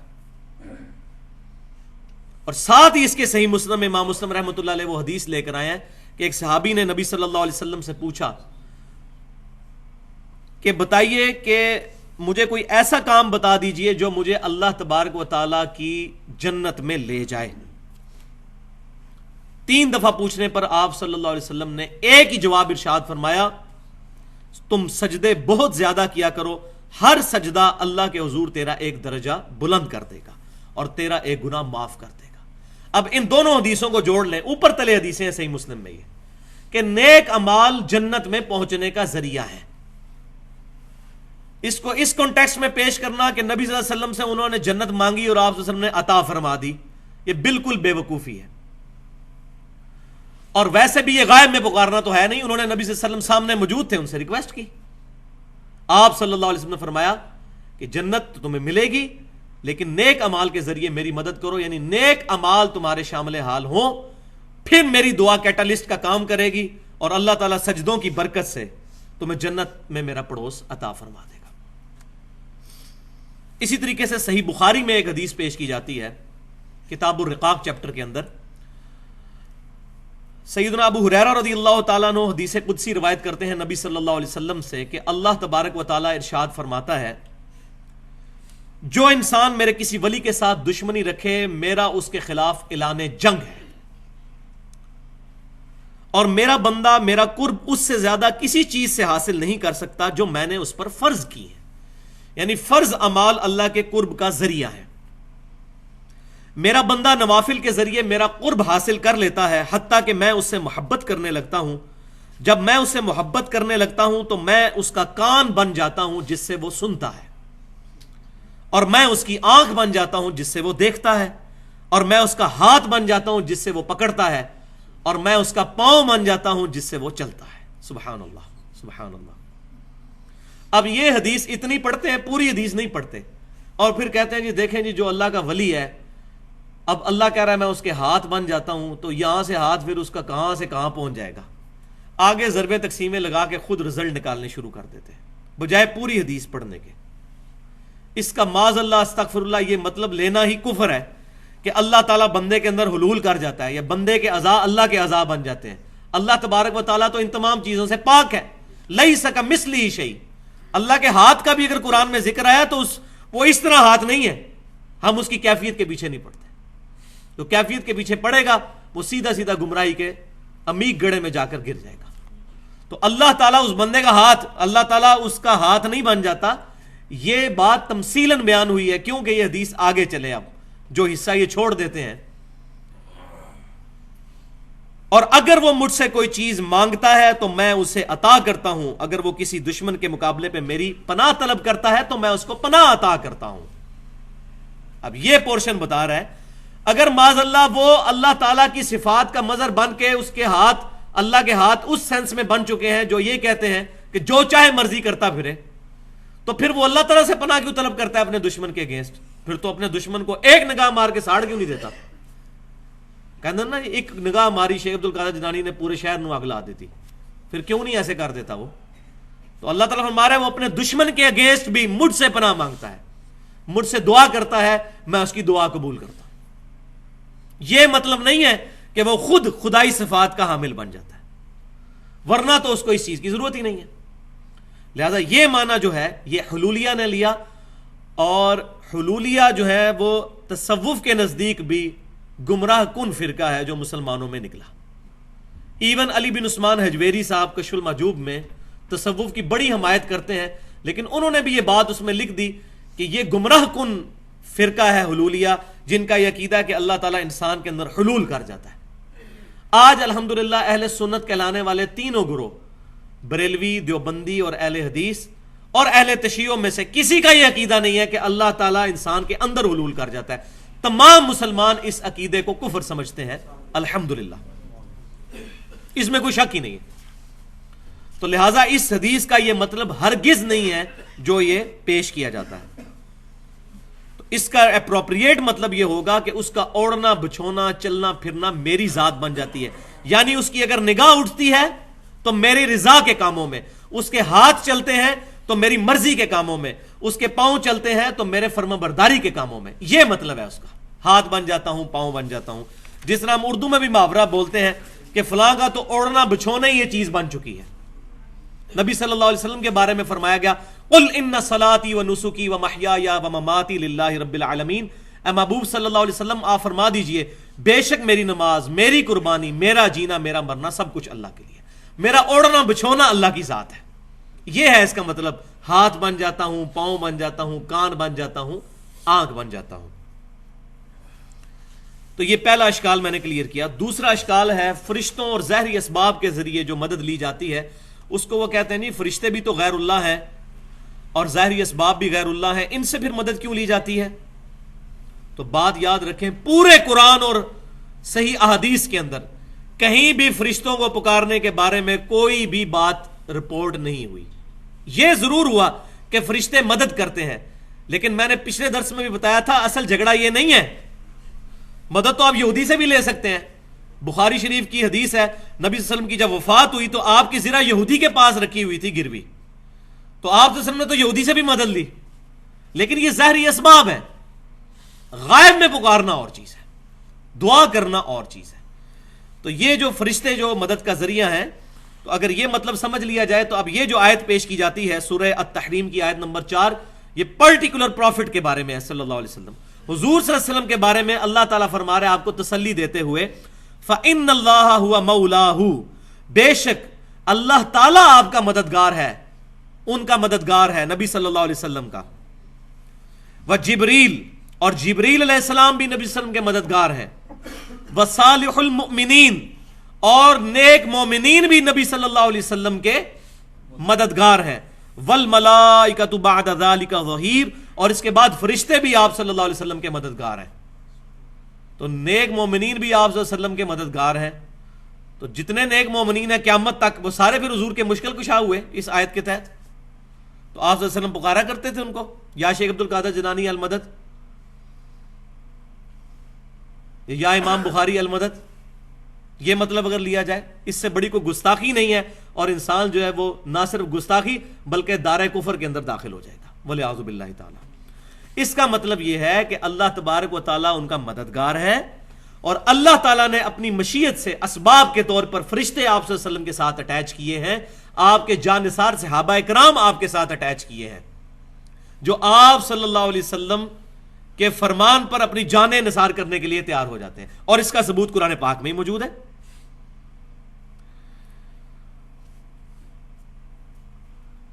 وَإِن يُرِيدُوا أَن يَخْدَعُوكَ فَإِنَّ حَسْبَكَ اللَّهُ هُوَ الَّذِي أَيَّدَكَ بِنَصْرِهِ وَبِالْمُؤْمِنِينَ۔ تو اے محبوب صلی اللہ علیہ وسلم، اگر وہ منافقین آپ کو دھوکہ دینا چاہیں تو اللہ آپ کے لیے کافی ہے، وہی ہے جس نے آپ کی مدد کی اپنی طرف سے مومنین کے ذریعے،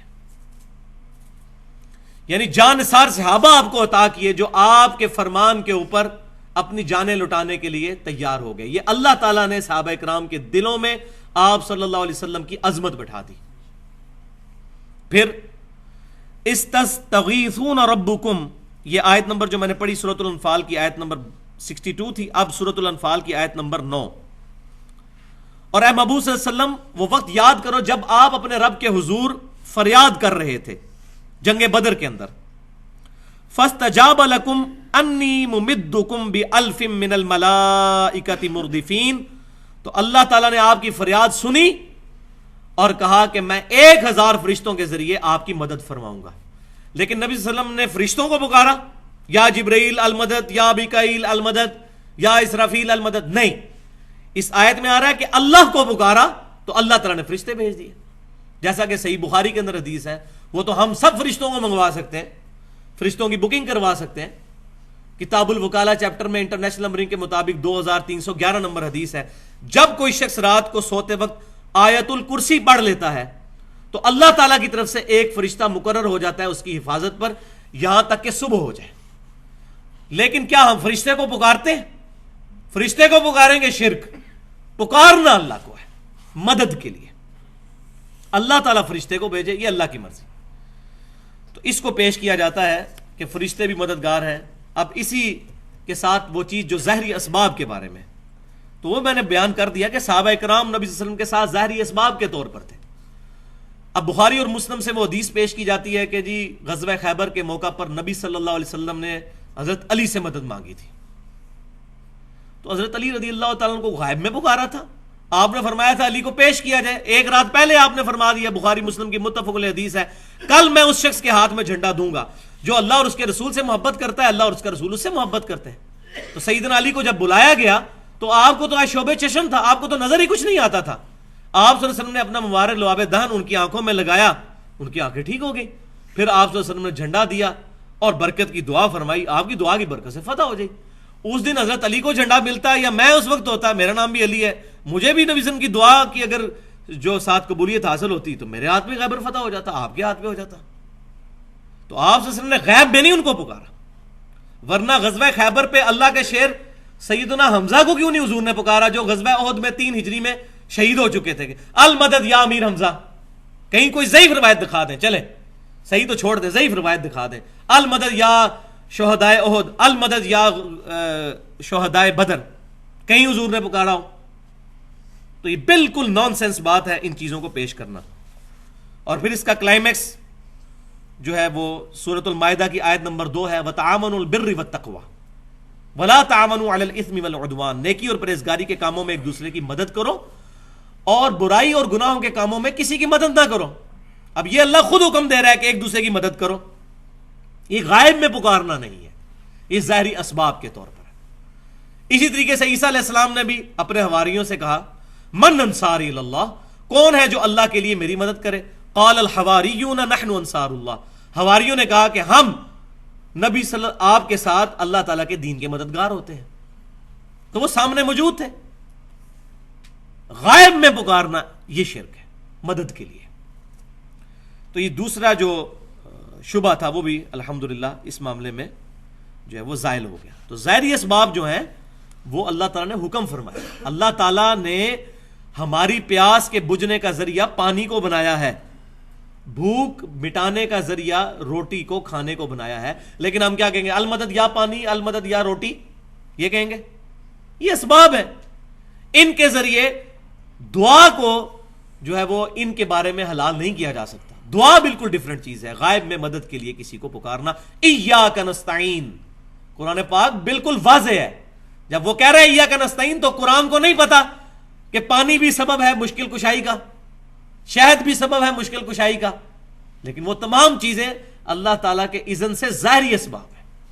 آج حضرت علی سامنے موجود ہوں، ہم ان سے مدد مانگیں گے، لیکن سیدنا علی تو اب دنیا سے جا چکے عالم برزخ میں، اب دنیا کے ساتھ ان کا کوئی رشتہ نہیں ہے. اب پکارا جائے گا تو خالصتاً شرک اور ناقابل معافی جرم، والعیاذ باللہ تعالی.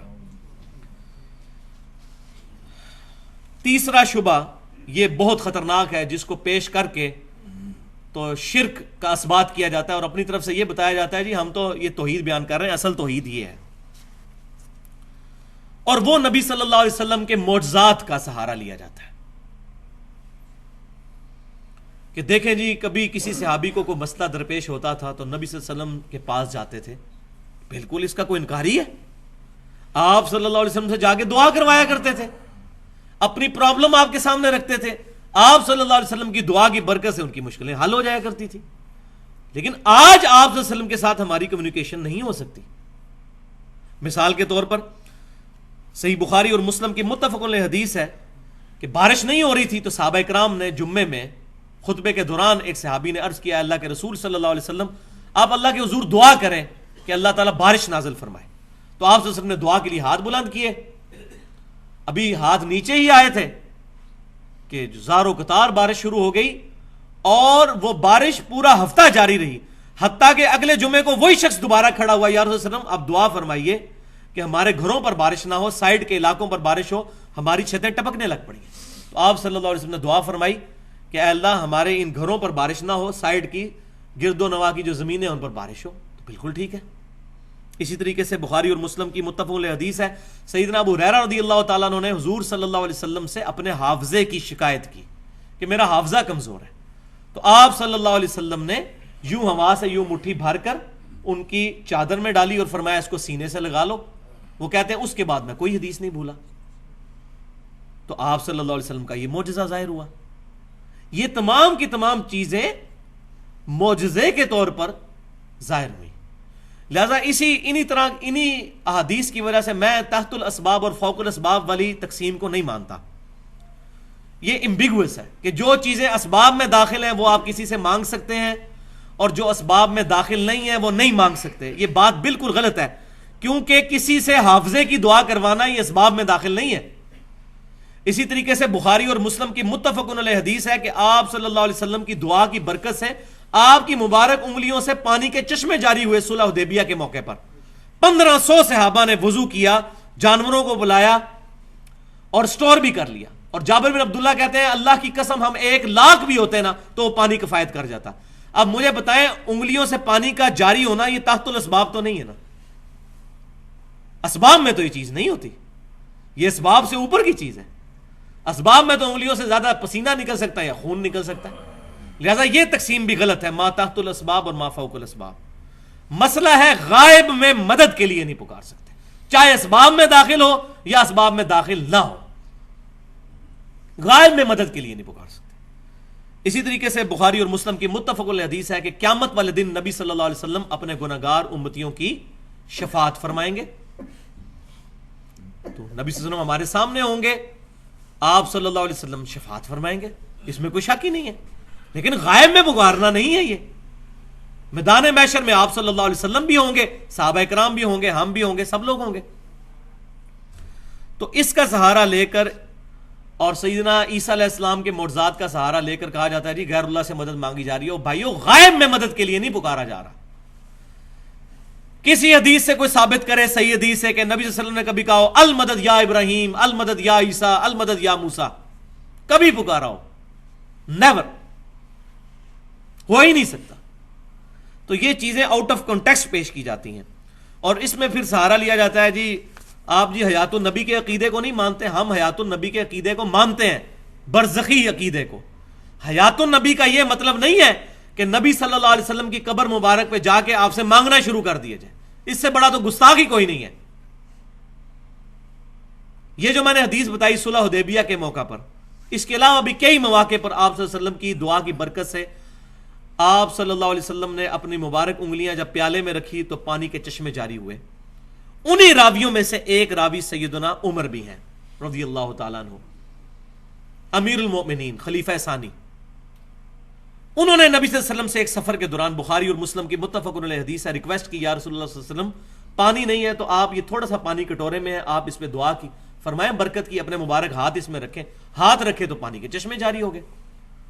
اب سیدنا عمر سے زیادہ کون جانتا ہے کہ آپ صلی اللہ علیہ وسلم کی مبارک انگلیوں سے معجزے کے طور پر پانی کے چشمے جاری ہوئے. خود دیکھے. اب یہی حضرت عمر نبی صلی اللہ علیہ وسلم کی وفات کے بعد کیا عقیدہ رکھ رہے ہیں.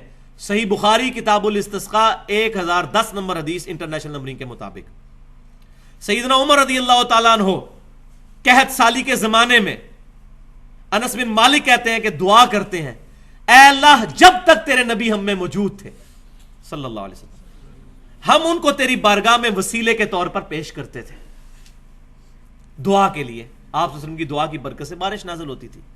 اب آپ صلی اللہ علیہ وسلم کے بعد ہم آپ صلی اللہ علیہ وسلم کے چچا کو لے کر آئے ہیں, اور پھر سیدنا عباس بن عبد المطلب حضور صلی اللہ علیہ وسلم کے چچا دعا کرتے تو بارش برس پڑتی.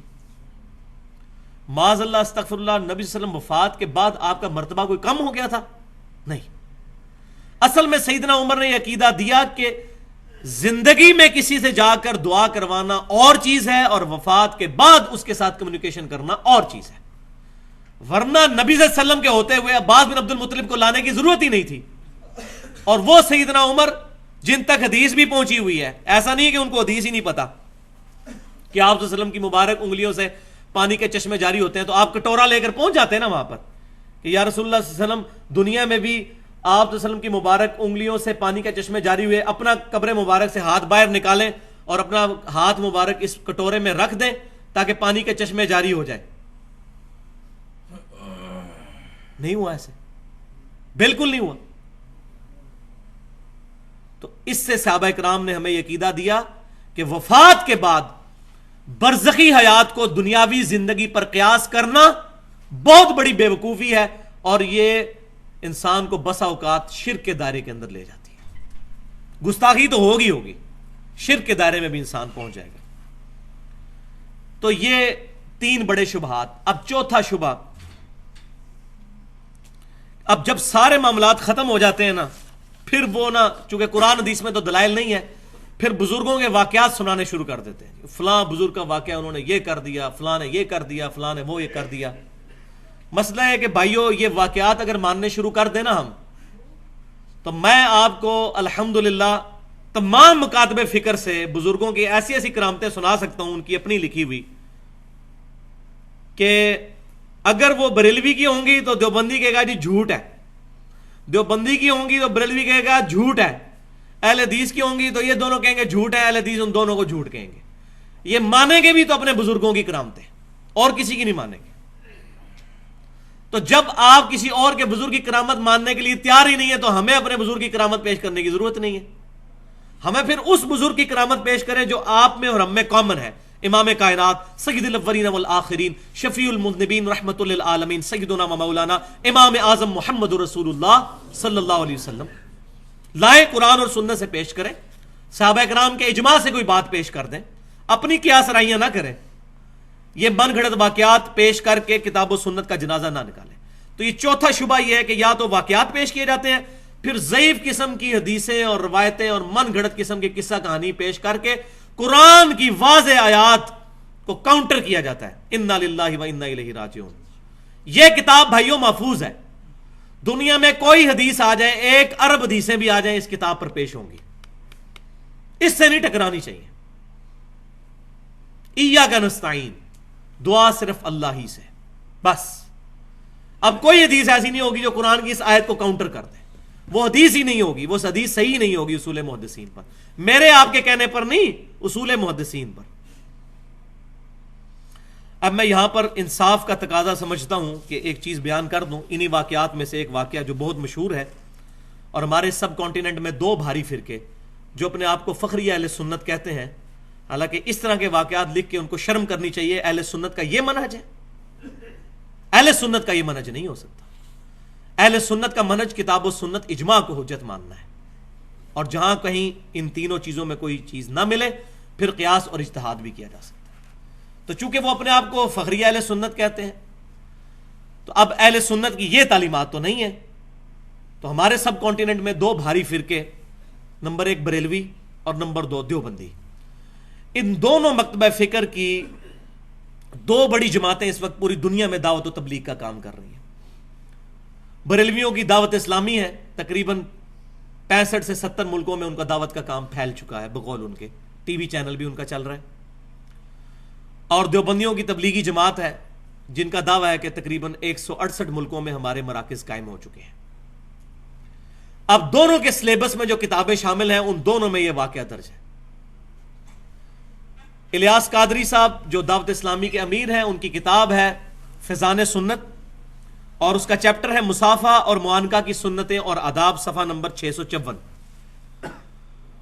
اور دیوبندی عالم شیخ ذکریہ سہارنپوری جن کا لکھا ہوا تبلیغی نصاب پوری دنیا میں لے کر تبلیغی جماعت گھومتی ہے اور پڑھ پڑھ کر سناتی ہے، فضائل درود والا چیپٹر اس کا، اور فضائل حج والا چیپٹر تبلیغی نصاب کا. اس میں فصل نمبر 9 کے صفحہ نمبر 130 کے اوپر فضائل حج میں شیخ ذکریہ صاحب یہ واقعہ لے کر آئے ہیں. انتہائی گستاخانہ واقعہ. وہ کہتے ہیں کہ شیخ احمد رفائی صاحب کہتے ہیں کہ 555 ہجری میں جب وہ حج سے فراغت کے بعد روضہ رسول پر حاضر ہوئے صلی اللہ علیہ وسلم، تو عربی کے 2 شعر قبر رسول پر جا کر پڑھے 555 ہجری میں، یعنی تقریباً 550 سال نبی صلی اللہ علیہ وسلم کو دنیا سے تشریف لے جائے ہوئے ہو چکے ہیں۔ 550 سال کے بعد شیخ احمد رفائی، جن سے یہ رفائی قادری سلسلہ بھی چلتا ہے، مصر کے اندر بہت زیادہ ہیں، کویت کے اندر بھی ہیں یہ لوگ، وہ کہتے ہیں جی قبر رسول پر وہ پہنچے، انہوں نے 2 عربی شعر پڑھے جن کا ترجمہ کچھ یوں تھا کہ دوری کی حالت میں اپنی روح کو آستانہ اقدس پر حاضری کے لیے بھیجتا تھا، تو اے اللہ کے رسول صلی اللہ علیہ وسلم، اب میں اپنا جسم بھی لے کر آپ صلی اللہ علیہ وسلم کے پاس آیا ہوں، تو آپ صلی اللہ علیہ وسلم اپنا دست مبارک اپنی قبر سے باہر نکالیں تاکہ میں اس دست مبارک کی زیارت کروں اور اس کو بوسہ دوں، ولیعوذ باللہ تعالی۔ یہ کون سا حج اور عمرے میں نبی صلی اللہ علیہ وسلم کی قبر مبارک پر حاضری کا یہ طریقہ کس صحابی سے، کس تابعی سے ثابت ہے؟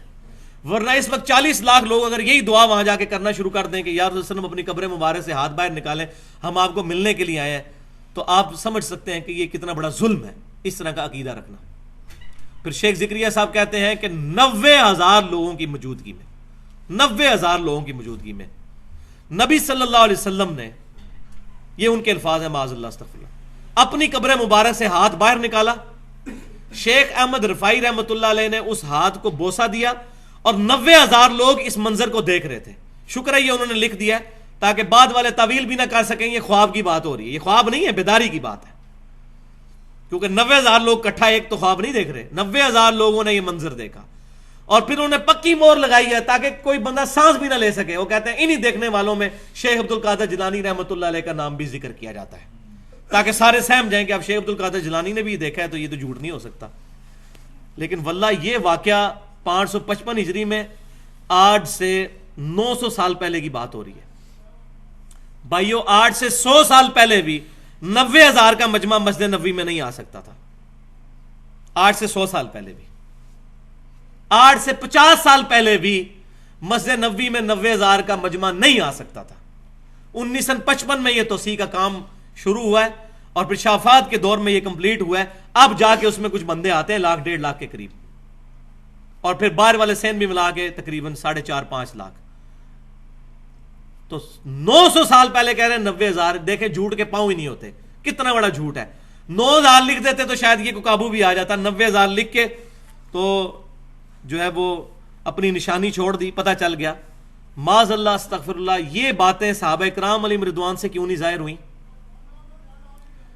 بخاری اور مسلم کی متفق علیہ حدیث ہے کہ آپ صلی اللہ علیہ وسلم کی وفات کے بعد جب صحابہ کرام علیہم رضوان میں اختلاف ہو گیا خلافت کے مسئلے میں، وہ ڈیٹیل بات ہے، یہاں ایڈریس کرنے کا محل نہیں ہے، تو صحابہ کرام علیہم رضوان آپس میں مشورے کے لیے اکٹھے ہوئے، بڑا اختلاف رہا ہوا، الٹیمیٹلی وہ چیزیں کنکلوڈ ہوئیں، لیکن کسی صحابی کو یہ وہم بھی نہیں ہوا کہ نبی صلی اللہ علیہ وسلم کا جسم مبارک تو ابھی چارپائی پہ رکھا ہوا ہے، دفنایا بھی نہیں ہے، تو رسول اللہ سے ہی جا کے پوچھ دیتے ہیں کہ یا رسول اللہ صلی اللہ علیہ وسلم آپ کے بعد ہم کس کو خلیفہ چنیں؟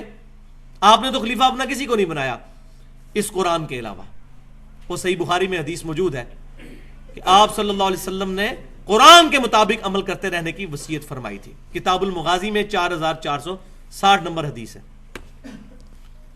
کیوں؟ صحابی کو کبھی یہ وہم بھی نہیں آنا تھا، ان کو پتا تھا کہ آپ صلی اللہ علیہ وسلم اب برزخی حیات کے ساتھ ہے، اس دنیا کی حیات کے ساتھ نہیں ہے۔ اسی طریقے سے سیدہ عائشہ رضی اللہ تعالی عنہا جب گھر سے نکلی اجتہادی غلطی کے طور پر، اور الٹیمیٹلی اس کا انجام جو ہے جنگ جمل ہوا، تو نبی صلی اللہ علیہ وسلم کے حجرے مبارک میں 47 سال تک اس قبر والے حجرے میں سیدہ عائشہ رہی ہیں۔ کسی ضعیف روایت سے کوئی بندہ ثابت کر دے کہ حضرت عائشہ نے کبھی نبی صلی اللہ علیہ وسلم سے قبر پہ ملاقات کی ہو یا آپ صلی اللہ علیہ وسلم کا ہاتھ مبارک آپ کے لیے باہر نکلا ہو۔ یہ بعد والے لوگ اتنے بڑے بڑے دعوے کرتے ہیں، اور پھر جب ہم ان کا نام لیتے ہیں ہمیں کہتے ہیں بزرگوں کے گستاخ ہیں۔ ہم کہتے ہیں ہم ہر اس شیطانی بزرگ کے گستاخ ہیں جو رسول اللہ کا گستاخ ہے۔ یہ ہمارے ایمان کا تقاضا ہے۔ رو اپنی قسمت کو اگر تم ایسے لوگوں کو اپنا بزرگ مانتے ہو، کل کو تم غلام احمد قادیانی کو بھی اپنا بزرگ مانو گے، اس کے ساتھ بھی اتنے لوگ لگے ہوئے ہیں، لاکھوں لوگ پاکستان میں اس کے ساتھ بھی اٹیچ ہیں۔ پاکستان کی سرزمین تو ویسے ہی بہت زرخیز ہے گمراہی کے لیے، کوئی بندہ جو ہے ایک ادھر ننگا بھی کپڑے اتار کے بھی کسی جنگل میں بیٹھ جائے اس کے ساتھ بھی 4 بندے لگ جاتے ہیں۔ تو ٹھیک ہے. تو یہ بزرگ، اور پھر کہتے ہیں بزرگوں کے گستاخ. ہم ان کو بزرگ ہی نہیں مانتے تو بزرگوں کی گستاخی کہاں سے ہوگی؟ آپ بتائیں گستاخان رسول بزرگ ہو سکتے ہیں؟ کبھی بھی نہیں. تو دو رزلٹ ہے، یا تو یہ گستاخان رسول تھے، انہوں نے جھوٹ بولا، اور یا پیچھے جھوٹ بول رہے ہیں جو ان کی طرف باتیں منسوب کر کے لکھ رہے ہیں. اب آپ کا فیصلہ ہے کہ کون سی بات مانتے ہیں. اگر ان کو گستاخ مانتے ہیں تو وہ فارغ، اور اگر ان کو صحیح مانتے ہیں اور ان کو جھوٹ مانتے ہیں تو یہ فارغ. تو دونوں طرف آپ کے بزرگ فارغ ہوتے ہیں. تو کتاب و سنت پر اپنے اعمال کی بنیاد رکھی جائے. تو صحیح احادیث یہ ذریعہ ہے حق تک پہنچنے کا، قرآن پاک کے بعد. ضعیف روایتیں اور واقعات نہیں. امام مسلم بن حجاج قشیری رحمۃ اللہ علیہ المتوفی 261 ہجری صحیح مسلم کے مقدمے میں تقریباً 100 روایتیں احادیثیں لے کے آئے ہیں اس زمن میں کہ صحیح حدیث کیوں ضروری ہے. پہلی حدیث یہی ہے، جس شخص نے میری طرف کوئی ایسی بات منسوب کی جو میں نے نہیں فرمائی وہ اپنا مقام دوزخ میں دیکھ لے. وَلِعَوْذُ بِاللَّهِ تعالی. پھر حدیث لے کر آئے کہ آخری زمانے میں ایسے لوگ پیدا ہوں گے جو تم سے ایسی ایسی حدیثیں بیان کریں گے جو تمہارے آباء و اجداد نے نہیں سنی ہوں گی. ان سے بچنا کہیں تمہیں فتنے میں مبتلا نہ کر دیں. اور یہ امام مسلم کہہ رہے ہیں کہ وہ آخری زمانہ میرا ہے، اسی لیے تو میں نے صحیح حدیثیں جمع کرنے کا ارادہ کیا. اب کسی کے آباء و اجداد ہے ہی ان پڑھ جاہل گزرے، نہ ان کو قرآن کا پتہ نہ ان کو حدیث کا پتہ، اور ان کو کوئی قرآن سے آیت بتائی جائے تو وہ کہیں گے یہ کہ ہم تو نئی نئی باتیں سن رہے ہیں، تو وہ تو جاہل ہے. یہ اہل علم کی بات ہو رہی ہے. واقعی ایسی حدیثیں پھر بیان کرتے ہیں، نہ بخاری میں ہوتی ہیں، نہ مسلم میں ہوتی ہیں، نہ ترمذی میں، نہ ابو داؤد میں، نہ نسائی میں، نہ ابن ماجہ میں، نہ الموطا امام مالک میں، نہ مسند امام احمد میں.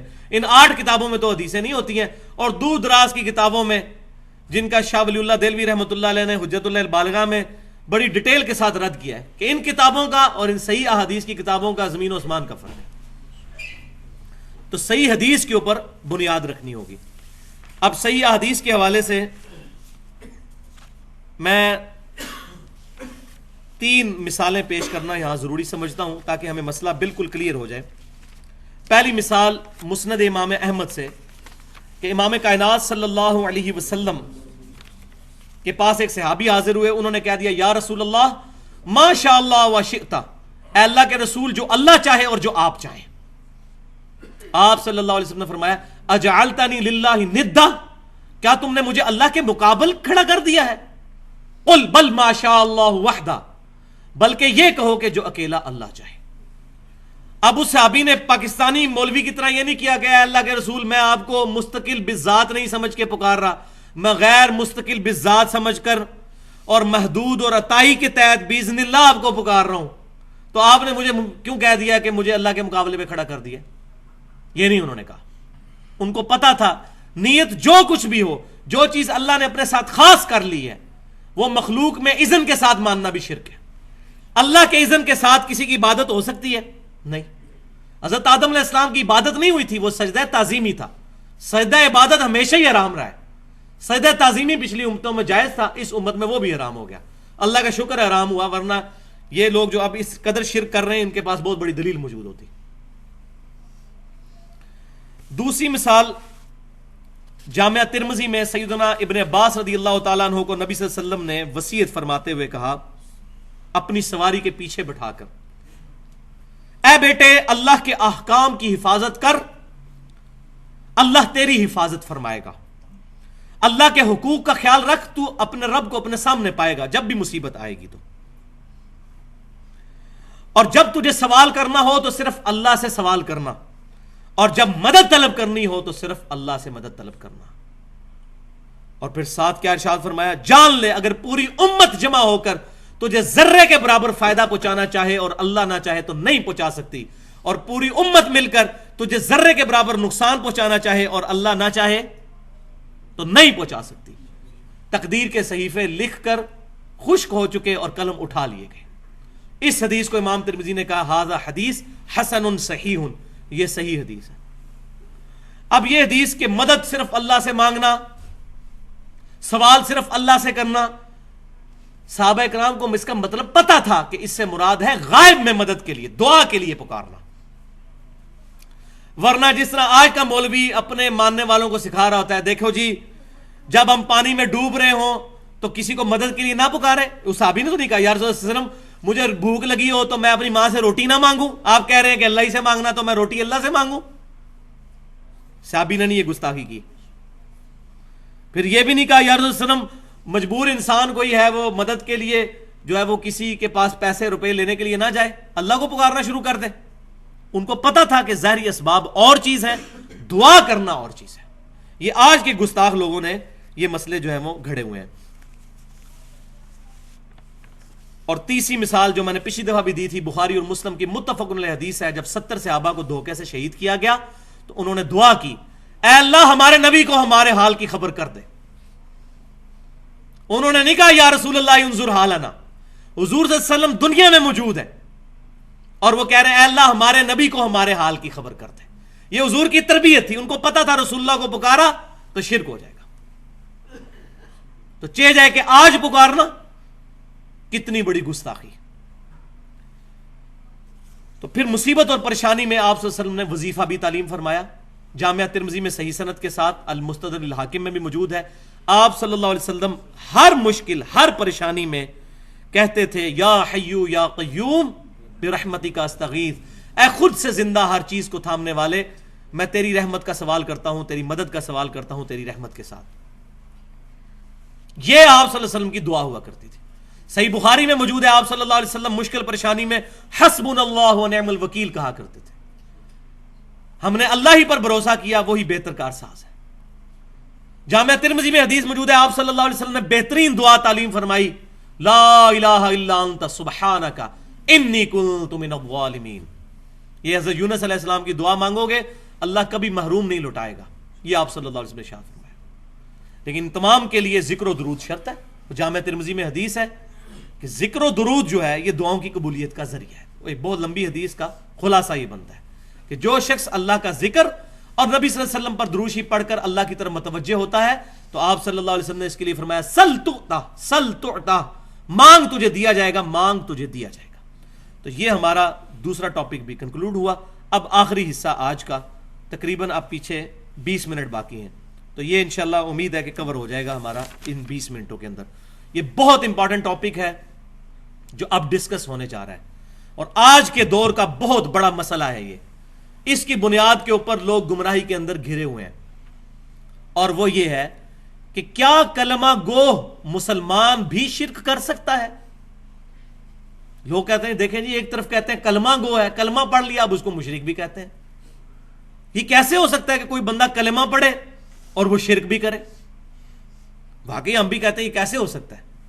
جس نے صحیح کلمہ پڑھا ہوا ہے وہ شرک تو نہیں کر سکتا, اور جس کو کلمے کا مطلب ہی نہیں پتا وہ تو ضرور شرک کرے گا.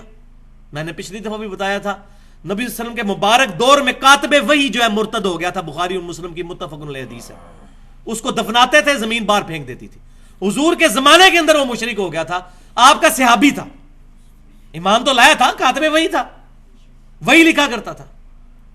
یہ بہت بڑی اریہ مثال ہے, اس کے بعد کوئی گنجائش نہیں رہتی.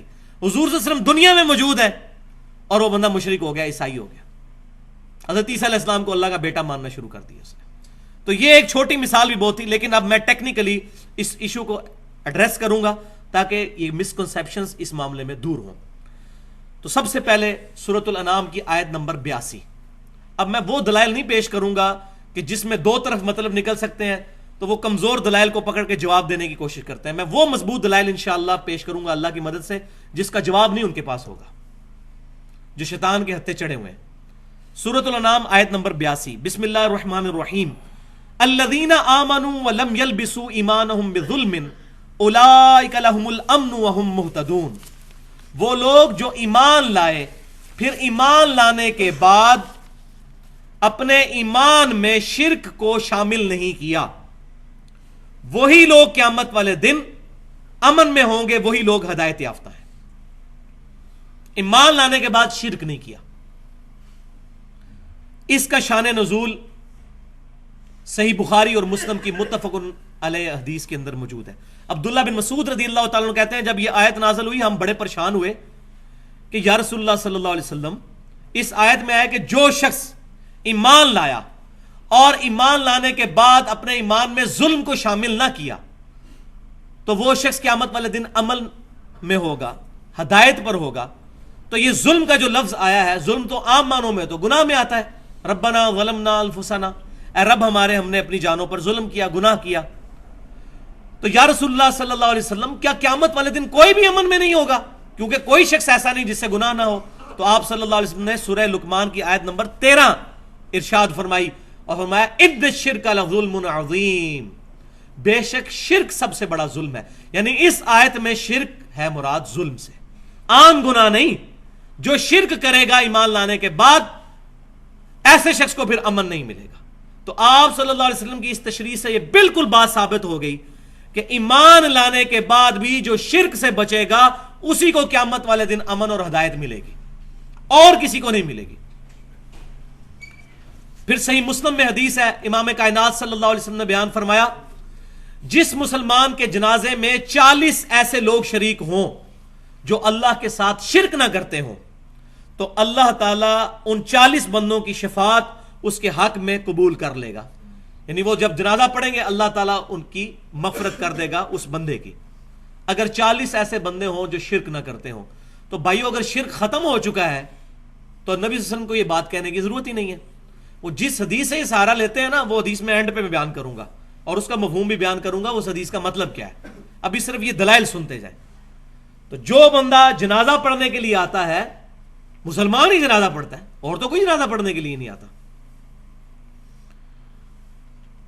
پھر صحیح بخاری اور مسلم کی متفق علیہ حدیث ہے, یہ بالکل کرٹیکل حدیث ہے اس حوالے سے, تم لوگ بھی اگلے لوگوں کے راستے پر چل پڑو گے, قدم با قدم, بالشت بر بالشت, حتیٰ کہ اگلے لوگوں میں سے کوئی شخص گوہ کے سوراخ میں داخل ہوا تو تم لوگ بھی وہی کام کرو گے. یعنی اپنے امتیوں کو آپ صلی اللہ علیہ وسلم بیان فرما رہے ہیں. صحابہ کرام نے پوچھا یا رسول اللہ صلی اللہ علیہ وسلم, یہ اگلے لوگ جو گزر چکے اس سے مراد یہودی اور عیسائی ہیں؟ آپ نے فرمایا اگر وہ مراد نہیں تو پھر کون لوگ مراد ہیں؟ یعنی جو خرابیاں یہودیوں اور عیسائیوں میں پیدا ہوئیں تم میں بھی پیدا ہوں گی. اب یہ حدیث پیش کر کے ہمارے پاکستان میں ایک بہت بڑے عالم ہیں جو ہر سال توحید کانفرنس کر رہے ہیں, اور اس کانفرنس کا مقصد اثبات توحید نہیں ہوتا بلکہ شرک کی تمام اقسام کو قرآن حدیث سے ثابت کرنا ہوتا ہے. ڈاکٹر آصف اشرف جلالی صاحب, اور توحید کانفرنس میں یہ حدیث انہوں نے بیان کی ہے, وہ پورا میں نے ان کا میگزین پڑھا ہے, وہ اخبار جس کے اندر آیا ہے. وہ کہتے ہیں جی یہ جو حدیث ہے نا, تم بھی اگلے لوگوں کے راستے پہ چل پڑو گے, اس سے مراد یہ نہیں ہے کہ یہود و نصارہ کی طرح یہ امت شرک کرنا شروع کر دے گی. اس سے مراد یہ ہے کہ یہ جس طرح انگریز فیشن کریں گے, یہود و نصارہ جو لباس پہنتے ہیں مسلمان بھی وہی لباس پہننا شروع کر دیں گے, وہی حرکتیں شروع کر دیں. عقیدے کی بات نہیں ہو رہی, حالانکہ اس حدیث میں تو ایسی بات کوئی نہیں ہے, کیٹاگوریکل مینشن ہے, مطلقاً ہے. لیکن وہ کہتے ہیں اس سے مراد یہ ہے. For the sake of argument ہم ایگری کرتے ہیں. لیکن بھائیو الحمدللہ کتب احادیث کے اندر اس حدیث کا موقع اور محل بھی, شان فرمان بھی موجود ہے کہ کس جگہ پر آپ نے یہ بات ارشاد فرمائی تھی. وہ جامعہ ترمذی کے اندر صحیح سند کے ساتھ حدیث موجود ہے. ابو واقد رضی اللہ تعالیٰ عنہ کہتے ہیں جب ہم غزوہ حنین کے لیے جا رہے تھے تو راستے میں ایک درخت آیا جس کو ذات انوات کہا جاتا تھا, جس پر مشرکین جنگ میں فتح کے لیے برکت کے طور پر اپنا اسلحہ لٹکایا کرتے تھے. تو صحابہ کرام میں سے کچھ نے عرض کیا یا رسول اللہ صلی اللہ علیہ وسلم, آپ بھی ہمارے لیے کوئی ایسا درخت مقرر فرما دیں جہاں پر ہم اپنا اسلحہ لٹکا لیا کریں برکت کے لیے, جس طرح یہ مشرکین کرتے ہیں. تو آپ صلی اللہ علیہ وسلم نے کہا سبحان اللہ, یہ جو جملہ بولا جاتا ہے یعنی اللہ پاک ہے, اس کو آپ بریکٹ میں سمجھ لیں, معذوف ہے سبحان اللہ عما یشرکون, اللہ پاک ہے اس شرک سے جو لوگ کرتے ہیں. سبحان اللہ, اللہ پاک ہے. تم نے تو آج وہی بات کر دی جو موسیٰ علیہ السلام کے امتیوں نے کہی تھی. سورۃ الاعراف آیت نمبر 138 آپ صلی اللہ علیہ وسلم نے تلاوت فرمائی کہ جب ان کی قوم ایک ایسی جگہ سے گزری جہاں لوگ بتوں پر اعتکاف کیے ہوئے بیٹھے ہوئے تھے, تو انہوں نے کہا اے موسیٰ علیہ السلام, آپ ہمارے لیے بھی کوئی اس طرح کا بت بنا دیں جس پر ہم بیٹھ جایا کریں عبادت کے لیے.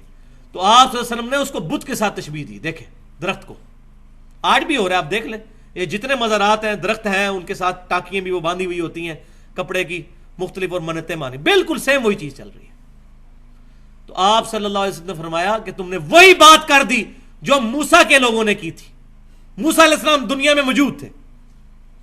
پھر آپ نے یہی بات ارشاد فرمائی جو بخاری اور مسلم میں ہے, تم بھی اس ذات کی قسم جس کے قبضہ قدرت میں میری جان ہے, قسم اٹھا کے اللہ کے نبی کہہ رہے ہیں, تم بھی اسی راستے پر چل پڑو گے جس پر پچھلے لوگ چلے تھے, جو پہلے لوگ گزر چکے.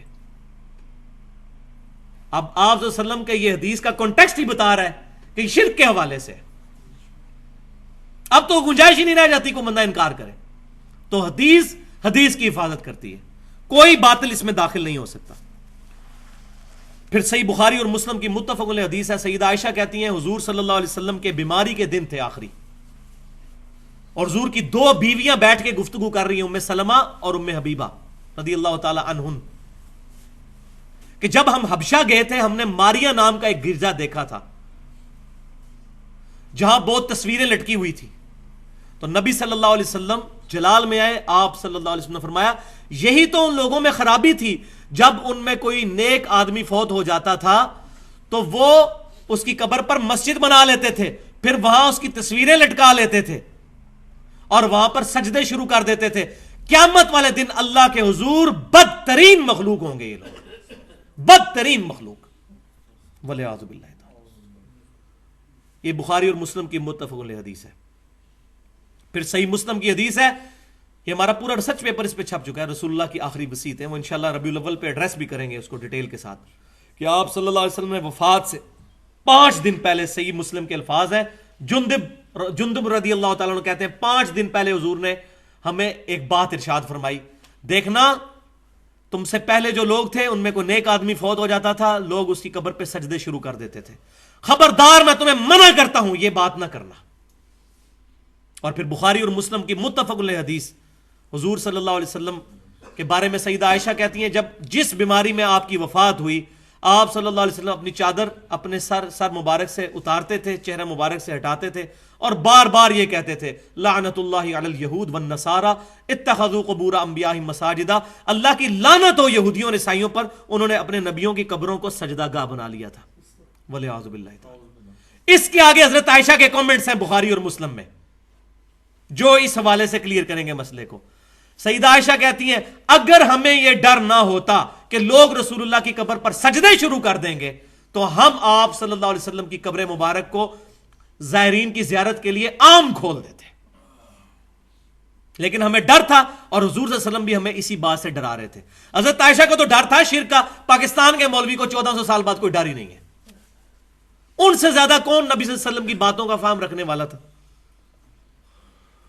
پھر مسند امام احمد کے اندر صحیح سند کے ساتھ حدیث موجود ہے, نبی صلی اللہ علیہ وسلم نے دعا فرمائی اللہم لا تجعل قبری وثنا یعبد, اے اللہ میری قبر کو وہ بت نہ بننے دینا کہ لوگ اسے پوجنا شروع کر دیں, والعیاذ باللہ تعالی. وثن کا لفظ بت نہ بننے دینا, یعنی جس کو پوجا جائے گا وہ بت ہے, چاہے قبر ہو یا پتھر ہو یا درخت ہو, میری قبر کو بت نہ بننے دینا.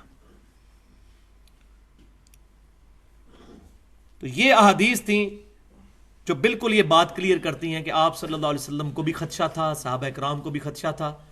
پھر صحیح بخاری کے اندر نبی صلی اللہ علیہ وسلم کا یہ فرمان بھی موجود ہے, دیکھنا میری شان کو اس طرح بلند نہ کرنا جس طرح عیسائیوں نے, نصارہ نے اپنے نبی کی شان کو بلند کر دیا تھا. میں اللہ کا بندہ اور اس کا رسول ہوں, مجھے اللہ کا بندہ اور اس کا رسول ہی کہنا. آپ صلی اللہ علیہ وسلم کو کیوں ٹینشن تھی, وہ آج پتہ چل رہا ہے ہمیں, جب ہمیں مسجد سے سننے کو ملتا ہے نور من نور اللہ, اللہ کے نور میں سے نکلا ہوا نور, اور اللہ کہہ رہا ہے لم یلد ولم یولد, اللہ میں سے نہ کوئی نکلا نہ اللہ کسی میں سے نکلا.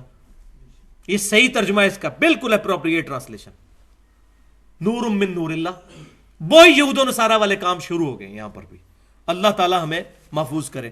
اب ہم اس آخری بات کی طرف آتے ہیں کہ یہ امت خوش نصیب امت ہے اس حوالے سے کہ اللہ تعالیٰ نے اس امت کے ایک گروہ کو قیامت تک کے لیے شرک سے محفوظ کر دیا, ایک گروہ کو. وہ جو حدیث پیش کرتے ہیں وہ اب آپ سن لیں.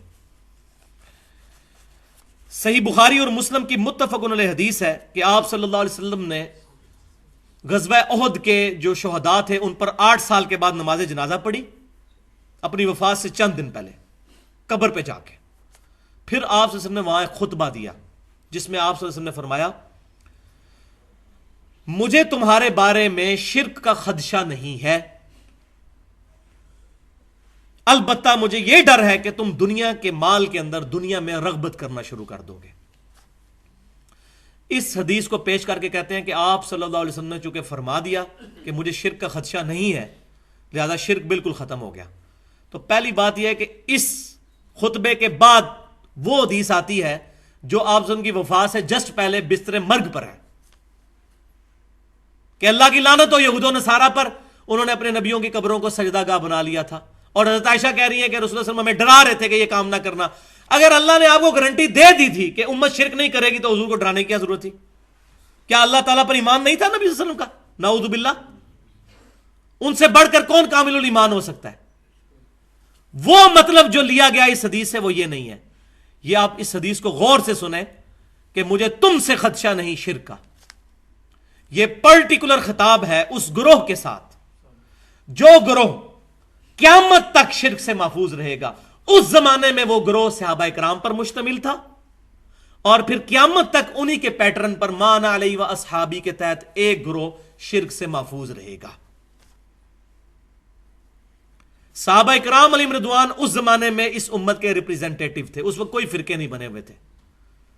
پھر انہی کے پیٹرن پر ایک گروہ قیامت تک حق پر قائم رہے گا. اور یہ میں بات اپنی طرف سے نہیں کر رہا, یہ بخاری اور مسلم کی متفق علیہ حدیث ہے کہ آپ صلی اللہ علیہ وسلم نے فرمایا میری امت کا ایک گروہ قیامت تک حق پر قائم رہے گا, کوئی نقصان پہنچانے والا ان کو نقصان نہیں پہنچا سکے گا, وہ غالب رہیں گے علمی دلائل کے اوپر, ویسے نہیں علمی دلائل کے اوپر, حتیٰ کہ قیامت آ جائے گی. ایک گروہ, اس ایک گروہ کے بارے میں بشارت ہے وہ شرک نہیں کرے گا. بنی اسرائیل میں تو سارے کے سارے گروہ شرک میں مبتلا ہو گئے, لیکن یہ امت توحید ہے, اس کا ایک گروہ قیامت تک حق پر قائم رہے گا. اور یہی جو حدیث بخاری اور مسلم کی ہے, اس کا بھی آپ شان ارشاد اگر پڑھ لیں سنن ابی داؤد کے اندر, اس کے اندر موجود ہے پوری حدیث, ترمذی میں بھی ابو داؤد میں بھی, کہ نبی صلی اللہ علیہ وسلم نے فرمایا قیامت اس وقت تک قائم نہیں ہوگی جب تک میری امت میں سے کچھ قبائل مشرکین میں سے نہ جا ملے اور دوبارہ سے بتوں کی پوجا نہ شروع کر دیں. یہ واضح الفاظ. پھر آپ ساتھ ہی فرما رہے ہیں بتوں کی پوجا شروع ہو جائے گی, اور میرے بعد 30 جھوٹے دجال پیدا ہوں گے جن میں سے ہر شخص یہ دعویٰ کرے گا میں اللہ کا نبی ہوں, حالانکہ انا خاتم النبیین لا نبی بعدی, میں خاتم النبیین ہوں, میرے بعد کوئی نبی نہیں. اور پھر آپ نے فرمایا اس کے بعد کہ میری امت کا ایک گروہ قیامت تک حق پر قائم رہے گا, کوئی نقصان پہنچانے والا اس کو نقصان نہیں پہنچا سکے گا. اب اس آیت اس حدیث کا بھی شان ارشاد پتہ چل گیا کہ کس موقع پہ آپ نے فرمایا تھا. پہلے آپ نے ذکر کیا کہ امت میں اس طریقے سے لوگ مشرکین کے ساتھ ملیں گے, بتوں کی پوجا شروع کریں گے, لیکن ایک گروہ بچ جائے گا. تو پتہ چل گیا. سنن ابی داؤد کے اندر حدیث ہے کہ آپ صلی اللہ علیہ وسلم نے فرمایا کہ 72 فرقے میری امت کے دوزخ میں جائیں گے. تو دوزخ میں کیوں جا رہے ہوں گے؟ وہ مسلمانوں کے فرقے, غیر مسلموں کو چھوڑ دیں. قادیانی فرقہ کہاں سے نکلا ہے؟ مسلمانوں میں سے. حلولیہ کہاں سے نکلے ہیں؟ مسلمانوں میں سے بھی. یہ لوگ شرک نہیں کر رہے. تو یہ حدیث بالکل آؤٹ آف کنٹیکسٹ پیش کی جاتی ہے. اس کا مفہوم صرف یہ ہے کہ میری امت ایز اے ہول پوری امت گمراہ نہیں ہوگی جس طرح بنی اسرائیل ہو گئی تھی. ایک گروہ یہاں پر حق پر قائم رہے گا. اور وہ المستدرک للحاکم میں صحیح سند کے ساتھ حدیث موجود ہے. آپ صلی اللہ علیہ وسلم نے فرمایا کہ میری پوری امت کبھی بھی گمراہی پر جمع نہیں ہوگی, کبھی بھی ایسا نہیں ہوگا. ایک گروہ اختلاف کرتا رہے گا, ضرور حق پر قائم رہے گا. تو یہ جو حدیث ہے بخاری اور مسلم کی کہ مجھے تم سے شرک کا خدشہ نہیں, اس کی تفسیر جو محدثین نے کی ہے, بریلوی دیوبندی اہل حدیثوں نے نہیں, شیعوں نے نہیں, محدثین نے. ابن حجر اسقلانی رحمۃ اللہ علیہ المتوفا 852 ہجری, اور علامہ بدر الدین عینی رحمۃ اللہ علیہ المتوفا 855 ہجری, آج سے تقریباً 600-700 سال پہلے ان لوگوں نے اس حدیث کی شرح میں لکھ دیا کہ اس سے مراد یہ نہیں ہے کہ پوری امت شرک نہیں کرے گی, اس سے مراد ایک گروہ ہے. ورنہ ہم نے امت میں دیکھا ہے کتنے لوگ مشرک بھی ہوئے ہیں. یہ ان ائمہ نے بھی اپنی کتابوں کے اندر, فتح الباری کے اندر اور عمدۃ القاری کے اندر, محدثین نے یہ ڈیٹیل کے ساتھ لکھ دیا. اور میں نے الحمدللہ اس کی بھی حاجت نہیں, دلائل کے ساتھ یہ بات بالکل واضح کر دی ہے. تو آپ صلی اللہ علیہ وسلم نے فرمایا میری امت کا ایک گروہ قیامت تک حق پر قائم رہے گا, کوئی نقصان پہنچانے والا ان کو نقصان نہیں پہنچائے گا. تو ایک گروہ کی گارنٹی ہے, وہ نبی صلی اللہ علیہ وسلم کے زمانے میں صحابہ کرام تھے. آپ صلی اللہ علیہ وسلم کے بعد آپ صلی اللہ علیہ وسلم کے صحابہ کے پیٹرن پر قیامت تک ایک گروہ حق پر قائم رہے گا. اور یہاں وہ بھی حدیث سن لیں, یہ جو حدیث ہے کہ میری امت کے 72 فرقے دوزخ میں جائیں گے, سنن ابی داؤد میں, اس کے ساتھ الفاظ موجود ہیں کہ میری امت میں ایسے لوگ پیدا ہوں گے جن کے اندر بدعتیں اس طرح داخل ہو جائیں گی جیسے باولا کتا کسی کو کاٹ جائے اور اس کا زہر اس کے ریشے ریشے میں پہنچ جائے، ایسی میری امت کے اندر بدعتیں داخل ہو جائیں گی. اور پھر ان بدعتوں کا انجام کیا ہونا ہے؟ وہ بخاری اور مسلم کی متفق علیہ حدیث ہے، قیامت والے دن میرے حوض کوثر پہ کچھ لوگ لائے جائیں گے جن کو میں پہچانتا ہوں گا. کیوں؟ کہ مسلمانوں کے اعضائے وضو چمک رہے ہوں گے قیامت والے دن، قادیانیوں کے بھی چمک رہے ہوں گے. وہ تو پرسرات پہ فیصلہ ہوگا نا کہ کون واقعی مسلمان ہے اور کون نام کا مسلمان ہے. قادیانی بھی اپنے آپ کو مسلمان ہی سمجھتے ہیں نا. تو میں اعضائے وضو کے چمکنے کی وجہ سے ان کو پہچان لوں گا. تو میرے حوض کوثر پہ جب وہ لوگ لائے جائیں گے، میں ان کو حوض کوثر سے جام پلانے لگوں گا تو ان کے اور میرے درمیان ایک دیوار کھڑی کر دی جائے گی. وَلِعَاذُ بِاللَّهِ تعالی. میں کہوں گا اللہ یہ میرے امتی ہیں، یہ میرے ساتھی ہیں. تو نبی صلی اللہ علیہ وسلم کو کہا جائے گا اے اللہ کے رسول، آپ کو نہیں پتا آپ کے بعد ان لوگوں نے دین میں بدعتیں جاری کر دی تھیں اور دین سے الٹے قدم پھر گئے تھے. تو آپ صلی اللہ علیہ وسلم فرماتے ہیں میں کہوں گا سحقن سحقن لمن غیر بعدی سحقن سحقن لمن بدل بعدی. ان پر پھٹکار ہو، ان کو مجھ سے دور کر دو جنہوں نے میری وفات کے بعد میرے دین کو بدل دیا، جنہوں نے میری وفات کے بعد میرا دین ٹیمپر کر دیا. ان کو مجھ سے دور کر دو، کوئی شفاعت نہیں ہوگی ان لوگوں کی. تو یہ جو کہتے ہیں جی اب شرک تو امتی کر ہی نہیں سکتا، کتنے مسلمانوں کے گروہ ہیں اس وقت جن کو سارے مشرک کہتے ہیں. ایران کے اندر ایک گروہ ہے نصیریہ فرقہ جو سیدنا علی کے لیے الوہیت کا عقیدہ رکھتا ہے، حضرت علی کو اللہ مانتا ہے. پوری دنیا کے شیعہ اس کو کافر کہتے ہیں، اس گروہ کو. اہل سنت بھی کافر کہتے ہیں. حلولیہ کا گروہ کہ اللہ تعالیٰ بندے میں حلول کر جاتا ہے، پینتھیزم کا عقیدہ، یہ بھی کفری عقیدہ، شرکی عقیدہ. اس طرح کے کئی عقیدے ہو گزرے ہیں مسلمانوں میں، ایسے گروہ ہو گزرے ہیں. اور آج پاکستان کی سرزمین جو ہے وہ خاص طور پر اس معاملے میں بہت زرخیز ہے. یہاں پر گمراہی کے اعتبار سے یہاں کتنے لوگ موجود ہیں جو غیر اللہ کو دعا کے لیے پکارتے ہیں. اللہ تعالیٰ سے دعا ہے کہ ہمیں کتاب و سنت کی تعلیمات پر عمل کرنے کی توفیق عطا فرمائے اور شیطان کے یہ جو اوچھے ہتھ کنڈے ہیں ان سے محفوظ فرمائے. ہر مصیبت ہر پریشانی میں صرف اپنے رب کو پکارنے کی توفیق عطا فرمائے. یا حیو یا قیوم برحمتک استغیث. جو بات میں نے کی حق بات، اللہ تعالیٰ ہمارے دلوں میں راسخ فرمائے. اگر میری منہ سے کوئی ایسی بات نکلی ہو جو کتاب و سنت اور اجماع کے خلاف ہے، ہمارے دلوں سے اللہ تعالیٰ محو کر دے. سبحانک اللہم و بحمدک اشہد ان لا الہ الا انت استغفرک و اتوب الیک وما علینا الا البلاغ المبین.